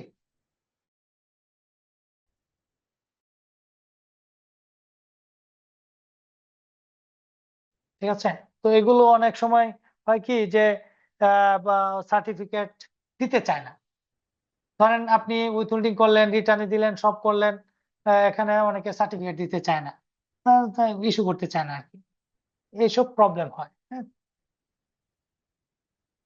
তো বা সার্টিফিকেট পাইতে দেখা গেছে যে এরকম সময় সার্টিফিকেট পাওয়া গেছে, তখন সময় নেই। আগে তো এটা আরো কম সময় ছিল, 3 কর মেয়াদ মানে ছিল, এখন একটু বাড়াইছে।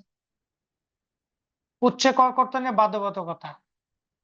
উচ্চ কর কর্তনকারী সত্তা এবং সরবরাহকারী উচ্চ কর কর্তন ও সরকারি কোষাগারে জমা প্রদানের জন্য যৌথ ও পৃথকভাবে দায়ী থাকবে, দুইজনই হচ্ছে দায়ী থাকবে এই কাজটা যদি না করে। তারপর উৎসে কর্তনের দায়িত্ব থাকা সত্ত্বেও উৎসে মূসক কর্তন করা না হইলে আইনের ধারা 85 উপধারা 1 এবং ধারা 127 বিধান অনুযায়ী মূল্য সংযোজন কর কর্তনকারী ব্যক্তি কর্তৃক মূল্য সংযোজন কর জমা প্রদানের দায়িত্বগত ব্যক্তি এবং সংশ্লিষ্ট প্রতিষ্ঠানের নির্বাহী কর্মকর্তার বিরুদ্ধে ব্যবস্থা করা যাবে। বুঝছেন, কঠিন আইন করে দিচ্ছে, এখানে ধরে নিয়ে যাবে। কি হলো, ধরেন আপনি 15 টাকা ভ্যাট কাটার কথা ছিল, উইথহোল্ডিং করা ছিল, আপনি উইথহোল্ডিং করলেন না, এই টাকাটা আপনার মানে সাপ্লায়ারকে দিয়ে দিলেন। এবার মানে অডিটে মানে উদ্ঘাটন হলো যে আপনি ওই টাকা উইথহোল্ডিং করার মানে কথা ছিল, আপনি কাটেন নাই। তাহলে এই 15 টাকা আপনাকে কাছ থেকে আদায় করা হবে। কি হলো, আপনার 15 টাকা ডাইরেক্ট লস হয়ে গেল, আপনার পকেট থেকে দিতে হবে। এবার সাপ্লায়ার তো ওই টাকা দিয়ে দিচ্ছেন, ও তো কখন কি করছে এটা তো আপনি ওর কাছে ক্লেম করার সুযোগ নেই, ঠিক আছে? তো তখন কি করবে, অডিটে আপনার কাছ থেকে 15 টাকা আদায় করবে। এবং হচ্ছে যদি কর্তৃত্ব এবং হচ্ছে কর্তনকারী বা কর্তৃত্ব মূল্য ধরেন কেটে রাখছেন, কোনোভাবে প্রমাণ পাওয়া গেল যে কেটে রাখছেন কিন্তু ভ্যাটে জমা দেন নাই, ঠিক আছে? এগুলো রিকনসিলিয়েশন হয়ে যাবে, মানে অটোমেশন চলে আসতেছে, তো সব অটো রিকনসিলিয়েশন হয়ে যাবে, বেশি দিন আর এগুলো ফাঁকি ঝুঁকি চলবে না। তো যখন কেটে রাখছেন কিন্তু জমা দেন না, এরকম যদি উদ্ঘাটিত হয়, তাহলে যে দায়িত্ব ব্যক্তি আছে বা সংশ্লিষ্ট প্রতিষ্ঠানের নির্বাহী কর্মকর্তা মানে মালিক পক্ষ, ওদেরকে বিরুদ্ধে আইন অনুযায়ী ব্যবস্থা নেওয়া যাবে, যে সরকারি টাকা আত্মসাতের মামলা করে দেবে এরকম। তারপর বিবিধ কেন্দ্রীয় নিবন্ধিত প্রতিষ্ঠান শাখা বা বিক্রয় কেন্দ্রে তাদের কেন্দ্রীয় বা নিবন্ধিত ইউনিটের মাধ্যমে স্থাপনা বাড়ার বিপরীতে পরিশোধিত মূসক সহ উঠে পরিচিত মূসক জমা প্রদান করবে, এই ইত্যাদি ইত্যাদি বলা হয়েছে। ওকে, সো সারাংশ হচ্ছে এই যে আপনার 15%-এর নিচে আপনি যদি বিটিআর সত্তা হন, 15%-এর নিচে যদি আপনি সরবরাহ পান, কেটে দিবেন। তারপর হচ্ছে আপনি যদি এই যে 44টা সেবা আছে সেই ক্যাটাগরিতে আপনি হয়, তাহলে সেগুলো হচ্ছে আপনি উইথহোল্ডিং করে ফেলবেন। ক্লিয়ার? আচ্ছা, এবার কোনো প্রশ্ন আছে আপনাদের এই ব্যাপারে? স্যার আমাদের গত মানে 7 নম্বর ক্লাসের যে মানে ক্লাসের পিপিটি গুলা একটা এগুলা মিনিট, কি একটা দিয়েছিলেন? মিনিট, একটা মিনিট।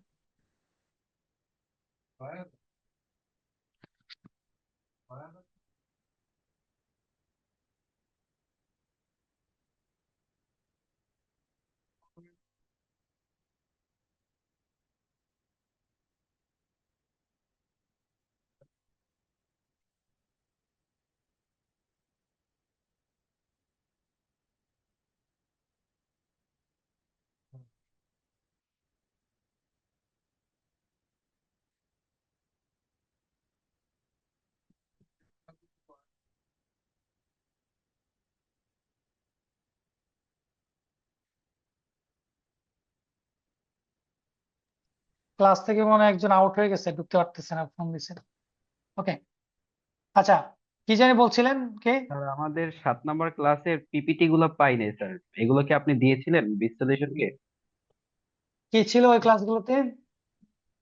আমাদের স্যার শুধু ক্লাস ভিডিও দিছে, বাট পিপিটি গুলো পাই আচ্ছা নাই। আচ্ছা, হ্যাঁ, বিশ থেকে বললো আমাকে কোন ক্লাসে যে মিস হয়েছে, আমি চেক করে দিয়ে দিব, হ্যাঁ, চেক করে দিয়ে দিব। আমাদের কি এখন ও, চ্যাট বক্সে দেওয়া আছে স্যার এখানে? আচ্ছা, এখানে আমি দিচ্ছি, আমি একটু ক্লাসটা নিয়ে নিই, তারপর যে গ্রুপে আছেন না, গ্রুপে দিয়ে দেবো না, এবং হচ্ছে বিশকেও দিয়ে দিব, শর্টিং করে দিয়ে দেবো। ওকে, জি স্যার। এবার আপনার বলেন যে ভিডিএস সম্পর্কে আমরা যে আলোচনা করলাম, এর থেকে আপনাদের ধরেন অনেকে সমস্যায় থাকে, কাজ করতেছে, অনেকগুলো কোয়েরিজ থাকে, এরকম কোনো কোশ্চেন আছে কিনা বা বুঝতে পারছেন কিনা সেটা আমাকে বলেন, যে ধরেন প্রাইমারি একটা আইডিয়া পাচ্ছেন কিনা, সেটা is the main fact. G sir, VAT সম্পর্কে আগে তো জিরো আইডিয়া ছিল, এখন মোটামুটি একটু আইডিয়া হচ্ছে। ভিডিএস নিয়ে আজকে আইডিয়া পাইছেন কিনা? ভ্যাট একরকম, ভিডিএস তো হচ্ছে আবার একটা মানে অন্যরকম একটা অন্য আর একটা জগৎ এটা। মানে এখানে তো অনেক আইনের মারপ্যাচ। হ্যাঁ, ক্লাসগুলো আবার দেখতে হবে এবং আপনার পিপিটি গুলো হ্যাঁ, পড়তে হবে, তা না হলে এটা বুঝবো। একটু প্র্যাকটিসে রাখতে হবে, হ্যাঁ, জি প্র্যাকটিসে স্যার। রাখতে হবে। ব্যাটেরটা হচ্ছে প্র্যাকটিসে রাখতে হবে, এই হচ্ছে প্র্যাকটিস করলে একবার আপনার প্র্যাকটিসে চলে আসলে দেন ইজি হবে। আর আমাদের কি মানে রিয়েল এক্সাম্পল বেস একটা মানে একটা কোম্পানির রিটার্ন পূরণ দেখানো হবে মানে আমাদের তো হ্যাঁ, রিটার্নে আমরা যাব, ফর্মুলা রিটার্নে দেখাইছেন। যাব। আমরা দেখেন, আপনারা বলতেছেন কিন্তু জিনিসটা প্র্যাকটিস করতেছেন না। আমরা কিন্তু ক্লাসের মধ্যে এই প্র্যাকটিস গুলো কিন্তু করতেছি, দেখাচ্ছি রিয়েল লাইফে। রিয়েল লাইফ আর কত, আপনাকে তো একটা আমদানির বিল অফ এন্ট্রি দেখালাম, বিল অফ এন্ট্রি ধরে আপনার 4.3 নিলাম, 6.1 করলাম, 6.2 করলাম, তারপর এটা 6.3 করে বিক্রি করলাম, এবার আসছি আমরা 6.6 করব। তো এখন এগুলোই নিয়ে আমরা আবার রিটার্ন করে দেখাবো আপনাকে যে সেল হইলো, আপনার বিডিএস কাটলেন, ভাড়ার ব্যাট ছিল, এগুলো আমরা তখন দেখাবো। এগুলো কি রিয়েল লাইফ না? এগুলো তো একদমই রিয়েল লাইফে। এখন আপনাকে তো একটা কেস ধরে তো আমি একটা কোম্পানির ডিটেল করে দেখাতে পারতেছি না, কারণ আপনি যে প্র্যাকটিসটা করবেন, আপনি একটা কোম্পানির প্র্যাকটিসটা করবেন এই জিনিসটা, যে কোম্পানির সেল আছে, পারচেস আছে, আমদানি আছে, তাহলে এই জিনিসগুলো আমরা যেগুলো করলাম এগুলো এইভাবে নিয়ে প্র্যাকটিস করতে হবে। আপনি যখন প্র্যাকটিস করবেন, আপনি এমনি তো এগুলো কিছু তথ্য সাজায় করতে পারেন, তখন আপনি কেনাকাটা করেন না এই ক্লাসে এরকম কাউকে পাওয়া যাবে না। আপনি একটা ওই স্বপ্নের বা আগোরার বা একটা চালান এটা নিয়ে অ্যানালাইসিস করেন। ধরেন আপনি একটা কিছু কিনে নিয়ে আসলেন, এটা চালান দেয় না, ধরেন পোস্ট থেকে, এটা দিয়ে আপনি একটু করেন, চেষ্টা করেন যে এটা আপনি 6.1 তৈরি করেন, এটার একটা 4.3 দেন, তাহলে তো অনেক কিছু ধরেন আপনার প্রবলেম গুলো আইডেন্টিফাই হয়ে যায়। ওকে, তো এর চেয়ে রিয়েল লাইফ আর যাওয়া যাচ্ছে না আর কি। হ্যাঁ, এবার আপনাকে ম্যাচিং করতে হবে। যে আপনি যে কাজটা করতেছেন এটাকে একটু প্র্যাকটিসে আনতে হবে, তাহলে দেখবেন যে আপনার প্রবলেম গুলো সামনে চলে আসবে। আর এখানে আপনি কয়টা প্র্যাকটিস করবেন? Individual company, individual practice. Manufacturing একরকম, ট্রেডিং এর আরেক রকম, সার্ভিসের আরেক রকম। ম্যানুফ্যাকচারিং এর মধ্যে যেই টাইপের ইন্ডাস্ট্রি তার জন্য আবার অন্যরকম টাইপের মানে প্র্যাকটিস হয়। ধরেন এখানে মেডিসিন কোম্পানি আছে, এফএফসিজি আছে, টোবাকো আছে, তো এক একজন এক এক রকম প্র্যাকটিস। চা উৎপাদনকারী তার জন্য আরেক রকম। ধরেন যারা ফ্রিজ বা ইলেকট্রিক্যাল প্রোডাক্ট নিয়ে কাজ করে, সেও ম্যানুফ্যাকচারার, কিন্তু তার ফুললি আলাদা করে এসআরও। এই যে আমরা 4.3 করলাম না, যারা মোবাইল ম্যানুফ্যাকচারিং কোম্পানি, তার জন্য এই 4.3 অ্যাপ্লিকেবল না, তার জন্য আলাদা করে অ্যানেক্সার আছে, আলাদা করে প্রাইস ডিক্লারেশনের অপশন আছে। যারা হচ্ছে টোবাকো, তার জন্য এই 4.3 কাজে লাগবে না, তার জন্য হচ্ছে মূল্য ঘোষণা অ্যাপ্রুভ করে নিয়ে আসতে এনবিআর থেকে। তার ফুললি পরিশিষ্ট ক বা খ এই নামে আছে, তার জন্য মূল্য ঘোষণা বা সহগটাই ফুললি আলাদা। রিয়েল লাইফ এক্সাম্পলটা এক এক ইন্ডাস্ট্রির এক এক রকম। চা বাগানের জন্য আলাদা করে এটা ডিফাইন করা, এটা ফুললি সবকিছুই আলাদা। বুঝতে পারছেন? তার জন্য এসআরও আলাদা, তার ফর্ম আলাদা, অতিরিক্ত অনেক কিছু ডিফাইন করা হয়েছে। আমরা যা আলোচনা করছি দিস ইজ দ্য বেসিক এবং মানে এক্সেপশনাল না, মানে রেগুলার। যখন এক্সেপশনাল বিজনেস হবে তখন কিন্তু আপনাকে ওই এক্সেপশনাল বিজনেসে কিভাবে, এখন আপনি ধরেন একটা কনসালটেন্ট হয়ে গেলেন, একটা চা বাগানের কাজ শুরু করলেন, আপনি তখন কিন্তু পারবেন না। চা এই আইন দিয়ে কিন্তু আপনার যা প্র্যাকটিস করলাম এভাবে কিন্তু আপনি ওটা মানে ওই ওই ডকুমেন্ট ওইভাবে মেনটেন করতে পারবেন না। চা বাগানের জন্য আছে। সেম ভাবে ধরেন আপনি একটা মোবাইল ম্যানুফ্যাকচারিং কোম্পানি আপনি হচ্ছে করবেন, কনসালটেন্সি করবেন, তার জন্য কিন্তু এই 4.3 কাজে লাগাতে পারবেন না, তার জন্য আলাদা আছে। এবং তার জন্য সাপ্লিমেন্টারি আরো অনেকগুলো রিপোর্ট আছে, সেগুলো মেনটেন করতে হবে। বুঝতে পারছেন? সেম ভাবে মানে মানে টোবাকো যারা আছে, জর্দা, গুল, বিড়ি, সিগারেট নিয়ে যারা কাজ করে, তাদের জন্য আলাদা আছে। তাদের জন্য কারেন্ট রেজিস্টার মেনটেন করতে হয়, তারপর প্রাইস অ্যাপ্রুভাল লাগে। তারপর আপনারা বলছিলাম যে ওদের ওরা হচ্ছে এমআরপি বেস ব্যবসা করে, তাদের ভ্যাটের ক্যালকুলেশন হচ্ছে রিভার্সাল। বুঝতে পারছেন? তখন আপনি ইন্ডাস্ট্রি স্পেসিফিক ভাবে এগুলা দেখতে হবে। ওকে, আমরা এখন আসি যে 6.6। ধরেন এখানেও 6.6টা এখন ইস্যু করতে হবে। আপনি একটা পেমেন্ট ছিল একটা 6.3, যে ছিল একটা 6.3, এই যে এই 6.3, এই যে একটা গাড়ি 15% আদায় করলো, সে হচ্ছে ইম্পোর্টার, আমদানি করে গাড়িটা বিক্রি করলো, এটা 15% হারে ভ্যাট দিচ্ছে। ওকে, ধরেন সে 15% হারে যে ভ্যাটটা দিচ্ছে, সেই ভ্যাটে দেওয়ার সময় সে পিএসআর দেয় নাই। ওই পিএসআর বলছি, ওই যে মূসক অনার কার্ড বা প্রত্যয়নপত্র দেয় নাই। তাইলে কি করতে হবে আপনার? তার ভ্যাটটা 15% দেওয়া সত্ত্বেও আমরা বললাম কি ভ্যাটটা কাটতে হবে। ধরেন তার ভ্যাটটা কাটতে হবে, এবার তার ভ্যাটটা কেটে দিই আমরা। হ্যাঁ, কিভাবে কাটবো? আমরা পেমেন্টের সময় যখন পেমেন্ট দিব তাকে, এই ভ্যাটের টাকাটা কেটে দেন পেমেন্টটা দিব। ঠিক আছে? তাহলে আমার এই পেমেন্টটা আমার কাছে আসে। এবার এটা আমি ধরেন ইনক্রিজিং অ্যাডজাস্টমেন্ট করে দিলাম রিটার্ন। রিটার্নে ইনক্রিজিং অ্যাডজাস্টমেন্ট করার পরে আমি ধরেন আজকে ধরেন গতকাল, তাহলে এবার রিটার্নটা গতকালকে 9 তারিখ সাবমিট করলাম, তার পরবর্তী 3 কার্য দিবস মানে তাহলে 10, 11 এবং হচ্ছে 14, এই 3 দিনের মধ্যে যে কোনো একদিন আমাকে 6 months চেক ইস্যু করে ওই সরবরাহকারীকে আমাকে দিতে হবে। ধরেন আমি আজকে 10 তারিখ, আজকে আমি এটাকে ইস্যু করে দেব। তাহলে তারিখ 10 তারিখ এখানে আমি ইস্যু করে দিলাম, একটু মার্চ করে দিই। তারপর হচ্ছে একটা সনদপত্রে একটা কনসিকুয়েন্স নাম্বার আপনাকে মেনটেন করতে হবে, ধরেন 1, 2, 3, 4 এভাবে আপনি বাড়তে থাকবেন। কর্তনকারী সত্তার নাম, এখন আপনার নাম থাকবে, ঠিক আছে, আপনার নাম থাকবে, আপনার ঠিকানা, অ্যাড্রেস, ঢাকা বলে দিই।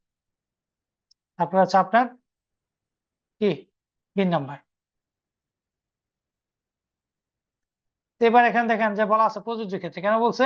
কারণ অনিবন্ধিত অনেক প্রতিষ্ঠান আছে, যেমন গভর্নমেন্ট এন্টিটি যারা, তাদের বা বিশ্ববিদ্যালয় বা উচ্চ মাধ্যমিক বিশ্ববিদ্যালয়, তাদের জন্য কিন্তু বিন নেওয়াটা ম্যান্ডেটরি না। তাহলে তারা কিন্তু যখন আপনি তাদেরকে সাপ্লাই দিবেন, উইথহোল্ডিং করবে, তাতে কিন্তু এই 6.6 তাদেরকে দিতে হবে। মূসকের অন্যান্য রিপোর্ট পরিপালন রিটার্ন না করলেও কিন্তু তাই 6.6 তাকে পরিপালন করতে হবে, ঠিক আছে। তো সেক্ষেত্রে তার তো নেই, বিন নাম্বার নেই, তাহলে কি সে এটা ইস্যু করবে না? করবে। এই জন্য বলছে প্রযোজ্য ক্ষেত্রে। তো এবার হচ্ছে আপনি এখানে দিলেন, এটা দেখবেন 6.3 ক্ষেত্রে কিন্তু প্রযোজ্য ক্ষেত্রে বলা নাই, ঠিক আছে, ওইটা কিন্তু ওখানে বলা থাকে না, কারণ 6.3 সেই দিতে পারবে যার বিন আছে। এবার এখানে আইনের রেফারেন্স বলছে এখানে কি হবে, দাখিলপত্রে বিধিকারী সমন্বয়। আগে ছিল হচ্ছে ট্রেজারি চালান, এখন বর্তমানে বিধিকারী সমন্বয়। তাহলে এটাকে বোল্ড করে দিলেন, বোল্ড করে দিবেন বা একটু টিক মারা দিবেন যে এটা করলেন। তারপর কমিট নাম্বার, এখানে অপশন রাখছে একসাথে আপনি আপনার যত ভেন্ডর আছে সবারটা কি, ধরেন আপনি এখানে 10 জন ভেন্ডরের 100 চালানের পেমেন্ট করছেন, একটা সার্টিফিকেট ইস্যু করে দিতে পারবেন, অথবা চাইলে 10 জন ভেন্ডরের ইন্ডিভিজুয়াল 10টা সার্টিফিকেট ইস্যু করতে হবে, সেটা আপ টু ইউ, এনবিআর এর কোনো অসুবিধা নেই। তো এক্ষেত্রে অনেক ভেন্ডর মাইন্ড করে, ধরেন আপনি বিজনেস চালানোর জন্য 2 সাপ্লায়ের সাথে একই প্রোডাক্টের ব্যবসা করতে হয়, ধরেন একজন আপনাকে কট খাওয়াই দিল, ব্যবসা তো ঝামেলা হয়ে যাবে, ধরেন এই জন্য আরেকজনকে রাখতে হয়, ব্যবসার কিছু পলিসি আছে। তো যার কারণে ধরেন আপনি চান না যে আপনি আরেকজনের কাছ থেকে যে প্রোডাক্টটা নেন ওটা ডিসক্লোজ করবেন, বুঝতে পারছেন, এই জন্য আলাদা করে দেয়, সাপ্লায়ার ওয়াইজ এটা জারি করা হয়। এবার সরবরাহকারীর নাম 6.3 আমার যে সরবরাহকারী যে মানে বিক্রেতার নাম ছিল, সে বিক্রেতার আপনি এখানে নাম দিবেন, ঠিক আছে, ঠিক আছে, নাম দেবেন। তারপর তার বিএন নাম্বার, যেটা থাকবে বিএন নাম্বার, ওটা থেকে চালান হয়েছে, চালানে যা থাকবে 6.3 সে চালানের নাম, চালানের তারপর হচ্ছে আপনার এখানে চালানপত্র নাম্বার, চালানপত্রের যে নাম্বারটা থাকে, যে 1 নাম্বার আছে, কোন ডেট, এটা কপি করে নিয়ে যাই, ডেট, চালানপত্রের নাম্বার। এখানে অনেকে ভুল করে থাকেন, হ্যাঁ, কি ভুলটা করেন, এখানে ট্রেজারি নাম্বার, ট্রেজারি যে পরিশোধ করে ট্রেজারি নাম্বার, ট্রেজার না, সংশ্লিষ্ট কর চালানপত্র, ট্রেজারি চালান, চালান কিন্তু কর চালান না, হ্যাঁ। এখানে আপনার ইনভয়েসেস, যে ইনভয়েসের এগেইনস্টে আপনি পেমেন্টটা উইথহোল্ড করলেন, পেমেন্ট দেওয়ার সময় একটা, সেই ইনভয়েস নাম্বার না থাকলে দিবেন না। এই আর মোট সরবরাহ মূল্য, যেখানে মোট সরবরাহ মূল্য কত ছিল, এত টাকা, যে টোটাল যে মূল্যটা আমরা নিয়ে যাই কপি করে, তাহলে জিনিসটা মার্চ করা তো নিচ্ছে না।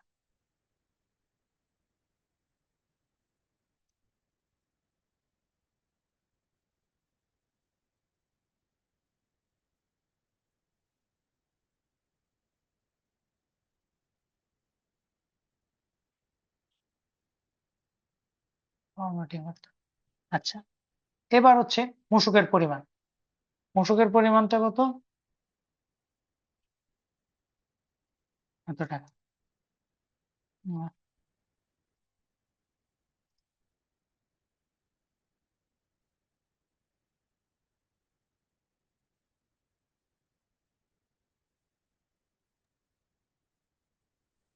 এতটা হচ্ছে মূসকের পরিমাণ। এবার এখানে বলা হয়েছে কি উৎসে কর্তনকৃত মূসকের পরিমাণ। এখন এটা যদি আপনি ফুল পেমেন্ট দেন তাহলে এটাই হবে। অনেক সময় কি হয় বড় ইনভয়েস থাকলে পার্সিয়াল পেমেন্ট দেন না, পার্সিয়াল পেমেন্ট হলে তাহলে এই জন্য বলা হয়েছে এটা কিন্তু অ্যাজ পার মূসক অনুযায়ী মানে 6 মান্থ অনুযায়ী থাকবে। আর এখানে হচ্ছে আপনি যতটুকু কাটবেন। এখন এটা যদি হয় যে আপনি 50% পেমেন্ট দিচ্ছেন পেমেন্ট অনুযায়ী তাহলে এত টাকা হবে। আর যদি ধরেন ফুল হয় তো ফুল পেমেন্ট ফুলটা হবে। আর যদি ধরেন এটা 4 ভাগের 1 ভাগ দিচ্ছেন মানে আপনি যতটুকু পেমেন্ট করবেন সেই অনুযায়ী আহ, য- যতটুকু মূসক উইথহোল্ডিং মূসক হয় ততটুকু আপনি উইথহোল্ডিং পাবেন। ক্লিয়ার? এই এ পূরণ হয়ে গেল, ডান। এবার হচ্ছে আপনার নাম স্বাক্ষর দিয়ে এটা প্রিন্ট আউট করে আপনি আপনার সরবরাহকারীকে বা ভেন্ডরকে দিয়ে দিন। স্যার ঠিক এটা আছে? কি প্যাডে দিতে হয় নাকি এমনি কাগজে দিলে হবে? প্যাডে না সাদা কাগজে দিলে হবে, কোনো প্যাড ট্যাড কিচ্ছু লাগবে না, কোনো আচ্ছা প্যাড লাগবে না। স্যার এই যে যা আছে না খালি A4 মানে সাদা যে A4 সাইজের কাগজ আছে না প্রিন্ট করে ফেলে দিয়ে দিন। লাল আচ্ছা নীল স্যার, হলুদ এরকম রিকোয়ারমেন্ট। এখানে যেটা ইস্যুর তারিখ ওইটা হচ্ছে 6.3 ইস্যুর তারিখটা না? জি জি জি জি এই যেটা হ্যাঁ। বলাই তো আছে সংশ্লিষ্ট কর চালানপত্র। এখানে আচ্ছা। অনেকে ভুল করেন যে ওই যে আগে ট্রেজারি দিত এখন তো আর ট্রেজারি সিস্টেম নাই, তারপরে হ্যাঁ। যদি ট্রেজারি দেওয়া লাগে অনেকে হচ্ছে গভর্নমেন্ট প্রতিষ্ঠান গুলো এখানে এটা দিয়ে দেয়, এটা দেওয়া যাবে না। এখানে হচ্ছে চালানপত্র দিতে হবে, কারণ চালান ছাড়া তো আর আপনি বিল কাটেন নাই, চালানপত্র তো অবশ্যই আছে।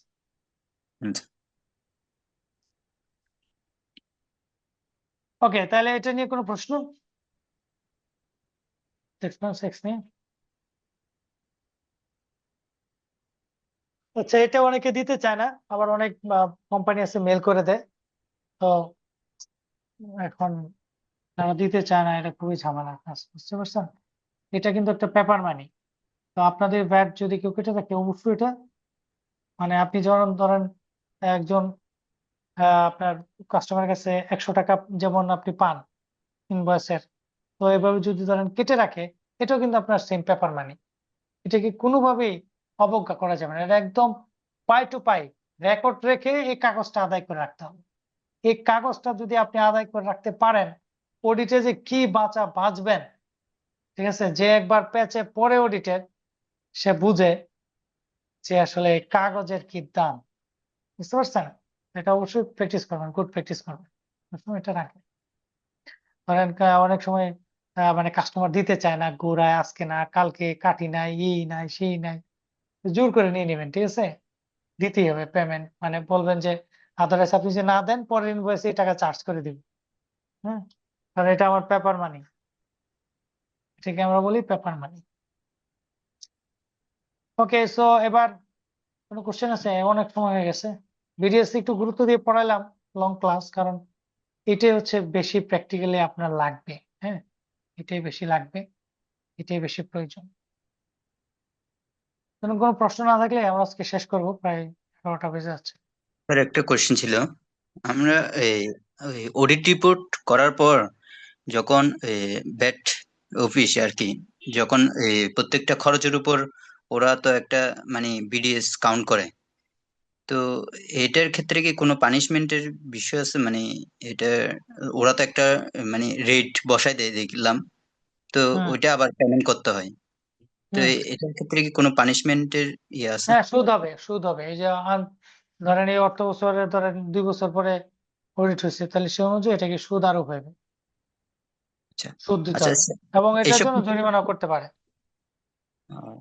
আচ্ছা স্যার, এইসব ক্ষেত্রে যেগুলো আমার কাটা আছে বিডিএস, ওগুলো তো সাবমিট করে দিলে ওখান থেকে আমার হ্যাঁ, আপনি কম না হবে না? ধরেন ওদের কাজ হচ্ছে কি আপনার সি রিপোর্টটা নিয়ে সুন্দর হ্যাঁ। করে ওই যে আমি যেটা বললাম যে ক্যাটাগরি করবে জিএল ধরে, আপনার তো ওখানে আপনার হ্যাঁ, হ্যাঁ, অ্যাকাউন্ট হেডে ওইটাই করে। সাজাইছেন, তো ও কি হ্যাঁ। করে সুন্দর করে ওর মতো করে একটা হিসাব করে করে সার্ভিস কোড বসায় দিয়ে ব্যাটারিয়া বসায় দিয়ে বলে দিবে আপনার কাছে এত টাকা ভিডিএস আসছে, এবার আপনি হুম। ভিডিএস এর জন্য হিসাবপত্রে যতটুকু দিচ্ছেন মাইনাস করে বলবে বাকি ব্যালেন্স এমন আমি আপনার কাছে পাই, দিয়ে আপনার ধরেন ধরা দিয়ে দিল কাগজটা, এবার আপনার ঘাড়ে দিয়ে দিছে, ওর অডিটটা একদম সহজ।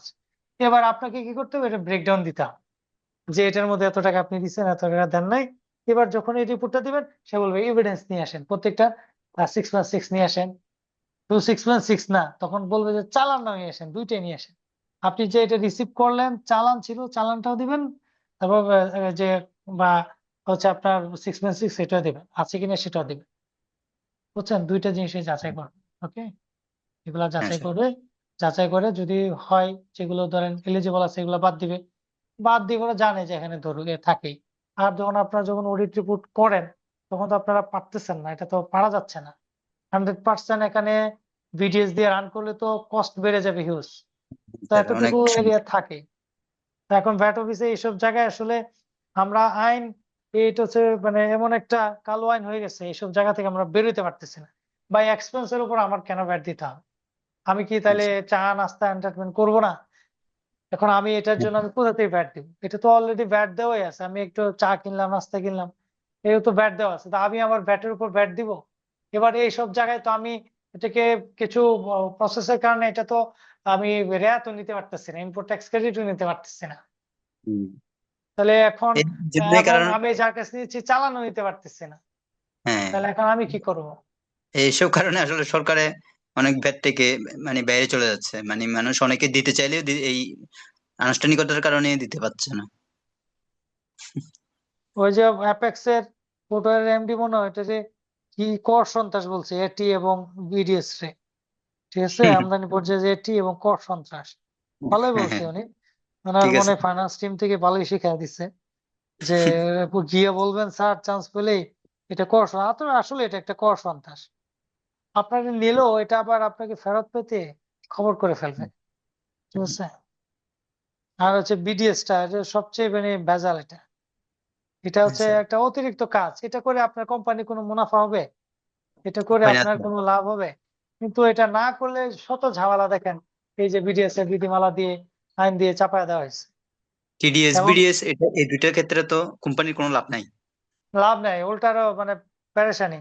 এবং হ্যাঁ, আপনি শুধু আপনি দেয় না, আপনার আপনিও দেয়, আপনার সরবরাহকারীও দেয়, দুইজনই দেয়।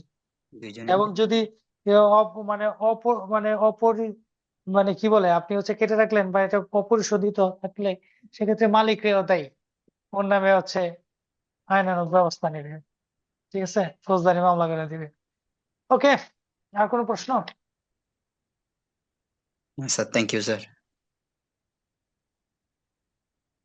স্যার আরেকটা প্রশ্ন ছিল। স্যার হুম, আমরা কি এটার কোর্সটার মানে সার্টিফিকেট কি পাবো? মানে এটা বীজ বলতে পারে, সার্টিফিকেট দিবে, সার্টিফিকেট তো দেওয়ার কথা, আমাকে জিজ্ঞেস করে নিয়ে। আচ্ছা আচ্ছা। সার্টিফিকেট দিয়ে কি করবেন? এখানে হচ্ছে লার্নিংটা বেশি, তারপর একটা থাকলে হয় কি, না তবু, ও কর্পোরেট কাজে লাগে, হ্যাঁ হ্যাঁ কর্পোরেট কাজে স্যার, লাগে, দিবে, ওরা দেয়, সার্টিফিকেট দেয়, দিবে। সিভিতে দেখানোর জন্য আর কি, আর না হলে আর কিছু হ্যাঁ না। হ্যাঁ দিবে, হ্যাঁ, না না ঠিক আছে। শোনেন, ব্যাড ট্যাক্সটা ভালোভাবে শিখেন নাও, না আপকামিং যে ইয়ার গুলো আসছে, তো হ্যাঁ স্যার। বাংলাদেশ আসলে অটোমেটিক ভালো হয়ে যাবে, ব্যাড ট্যাক্সে এত ডিমান্ড আসবে, লোকজন কাজ করে শেষ করতে পারবে না, বুঝছেন? হ্যাঁ অটোমেটিক স্যার। কমপ্লায়েন্স হয়ে যাবে, কমপ্লায়েন্সের জাতাগুলো যখন পড়বে, আবার হুম, যখন হুম। পিছন দিয়ে ধরে টান দিবে সিস্টেমে, না এখন সব স্যার মানুষ মারামারি ঝামেলা অনেকটা বের হবে। অভ্যস্ত হয়ে গেছে তো এটার না, সাথে। কই অবস্থা এবারে যে জিরো রিটার্ন দিয়ে অনলাইনে 6 লাখ করে বলছে, কিসের অবস্থা হয়েছে? ধরেন আইন মানে ট্যাক্স লয়ার আইটিপি যারা আছে, এছাড়া সবাই ইন্ডিভিজুয়াল কিছু মানে বড় মানে ইয়ে হয়ে গেছে আর কি, সবাই নিজের রিটার্ন নিজে দিতেছে, কি হুম। দিচ্ছে আল্লাহ জানে কি দিচ্ছে।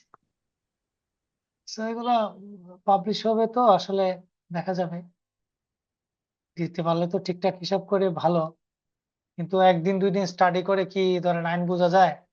তাহলে তো আর আইন করতো না, লয়ার থাকতো না এই দেশে। এটাই তো। হম, লেটস সি। কিন্তু মানে পরিস্থিতির দিকে যাচ্ছে, এনবিআর যেহেতু ট্যাক্স অটোমেশন করে ফেলছে, কাস্টমসও 2026 বা 27 সালের মধ্যে সিঙ্গেল উইন্ডোতে চলে আসবে, তারপর হচ্ছে আপনার বন্ড অটোমেশনে চলে আসছে, ভ্যাটটাও ব্যাপকভাবে কথা চলতেছে, হয়তো ই ইনভয়েসিং করে ফেলবে, তো তখন আসলে সবাই ধরা খেয়ে যাবে। তখন এখন তো রাস্তায় ধরে মাল আছে কিনা ওইগুলো কোনো সুযোগ নাই, ইনভয়েসিং ধরবে যে কার ইনভয়েসিং নাই, ম্যানুয়াল কে মানে চালান কাটে ওরে ধরবে, হ্যাঁ স্যার, বুঝছেন? অটোমেশনে চলে আসলে অনেক কিছু মানে বন্ধ হয়ে যাবে। হম, সুবিধা অসুবিধা দুইটাই আছে, তার মধ্যে মানে মূল্যস্ফীতি বেড়ে যাবে আর কি, একটা ইনিশিয়াল একটা ধাক্কা খাবে, এটা যদি নিয়ন্ত্রণ গভর্নমেন্ট করতে না পারে তাহলে এটা ব্যাপকভাবে সমস্যার সম্মুখীন হবে। ধরেন মানে এরকম ছিল না, 4 দলীয়, 16 দলীয় বা 20 দলীয় ঐক্যজোট, সবাই এক হয়ে যাবে। ধরেন আপনি পেঁয়াজের ব্যবসায়ীরা সবাই এক হয়ে গেল, আপনি কিছু করতে পারবেন? যেখানে যান পেঁয়াজের দাম 200, ঠিক আছে? এটা আপনি গ্রামে যান সিন্ডিকেট হয়ে যাবে। সেখানেও 200। হ্যাঁ, তো এখন সব ব্যবসায়ীদের অর্গানাইজেশন মানে ট্রেড বডি আছে। সে ট্রেড বডি বলবে যে কোনো কাজ হবে না, এই মাল তোমরা কেউ ভ্যাট ছাড়া দিবা না এবং দাম ওই অনুযায়ী একরকম দাম হবে, কিছু করার না। এখন তো ধরেন কেউ ভ্যাট দেয় না, বিভিন্ন সুবিধা সুযোগের ব্যবসা করতেছে, তখন ওগুলো চলে যাবে, সরকারের অনেক তখন কি কিছুতে দাম বেড়ে যাবে হাত পা জিনিসটা। বাঁধা। হুম। তো ওগুলো ব্যাপক হারে চেঞ্জ করতে হবে। ইনপুট ট্যাক্স ক্রেডিট নেওয়ার জন্য যে উপকরণের আইন, উপকরণের সংজ্ঞা দিয়ে যেটাকে মানে একটা দেওয়াল করে দেওয়া হয়েছে, এগুলো তুলে দিতে হবে। আইনের আরো ব্যাপক চেঞ্জ লাগবে, শুধু এগুলো বললে হবে না। অটোমেশনটা করলে দেখবেন এই আইনের উপর ব্যাপক ধাক্কা পড়বে। এই আইন রাতারাতি চেঞ্জ করতে হবে, অনেক কিছু চেঞ্জ করতে হবে। যাই হোক, আমরা চাই চেঞ্জ হোক, এসব 6.1, 2 এসব মানে রেজিস্টার উঠে যাক বাংলাদেশ থেকে, এটা আমরা চাই। এগুলো হুদাই, এগুলা মানে আই ডোন্ট বিলিভ দ্যাট এটা ট্যাক্স কালচারের মধ্যে এটা কোনো কন্ট্রিবিউশন করে, ঠিক আছে? এগুলো হচ্ছে সব সন্দেহের প্রবণতা থেকে তৈরি। অটোমেশন চলে আসুক, এটাই আমরা চাই। তো ঠিক আছে, তাহলে আজকে এখানে রাখি, এখানে শেষ করি। ভালো থাকেন, সুস্থ থাকেন, ইনশাল্লাহ নেক্সট ক্লাসের অপেক্ষায় আবার দেখা হবে। ইনশাল্লাহ নেক্সট ক্লাসে আমরা অনলাইন দেখবো, ডাইরেক্ট ভ্যাট অনলাইনে যা যা বললাম সব অনলাইনে প্র্যাকটিস করবো। আল্লাহ হাফিজ। ভাবছি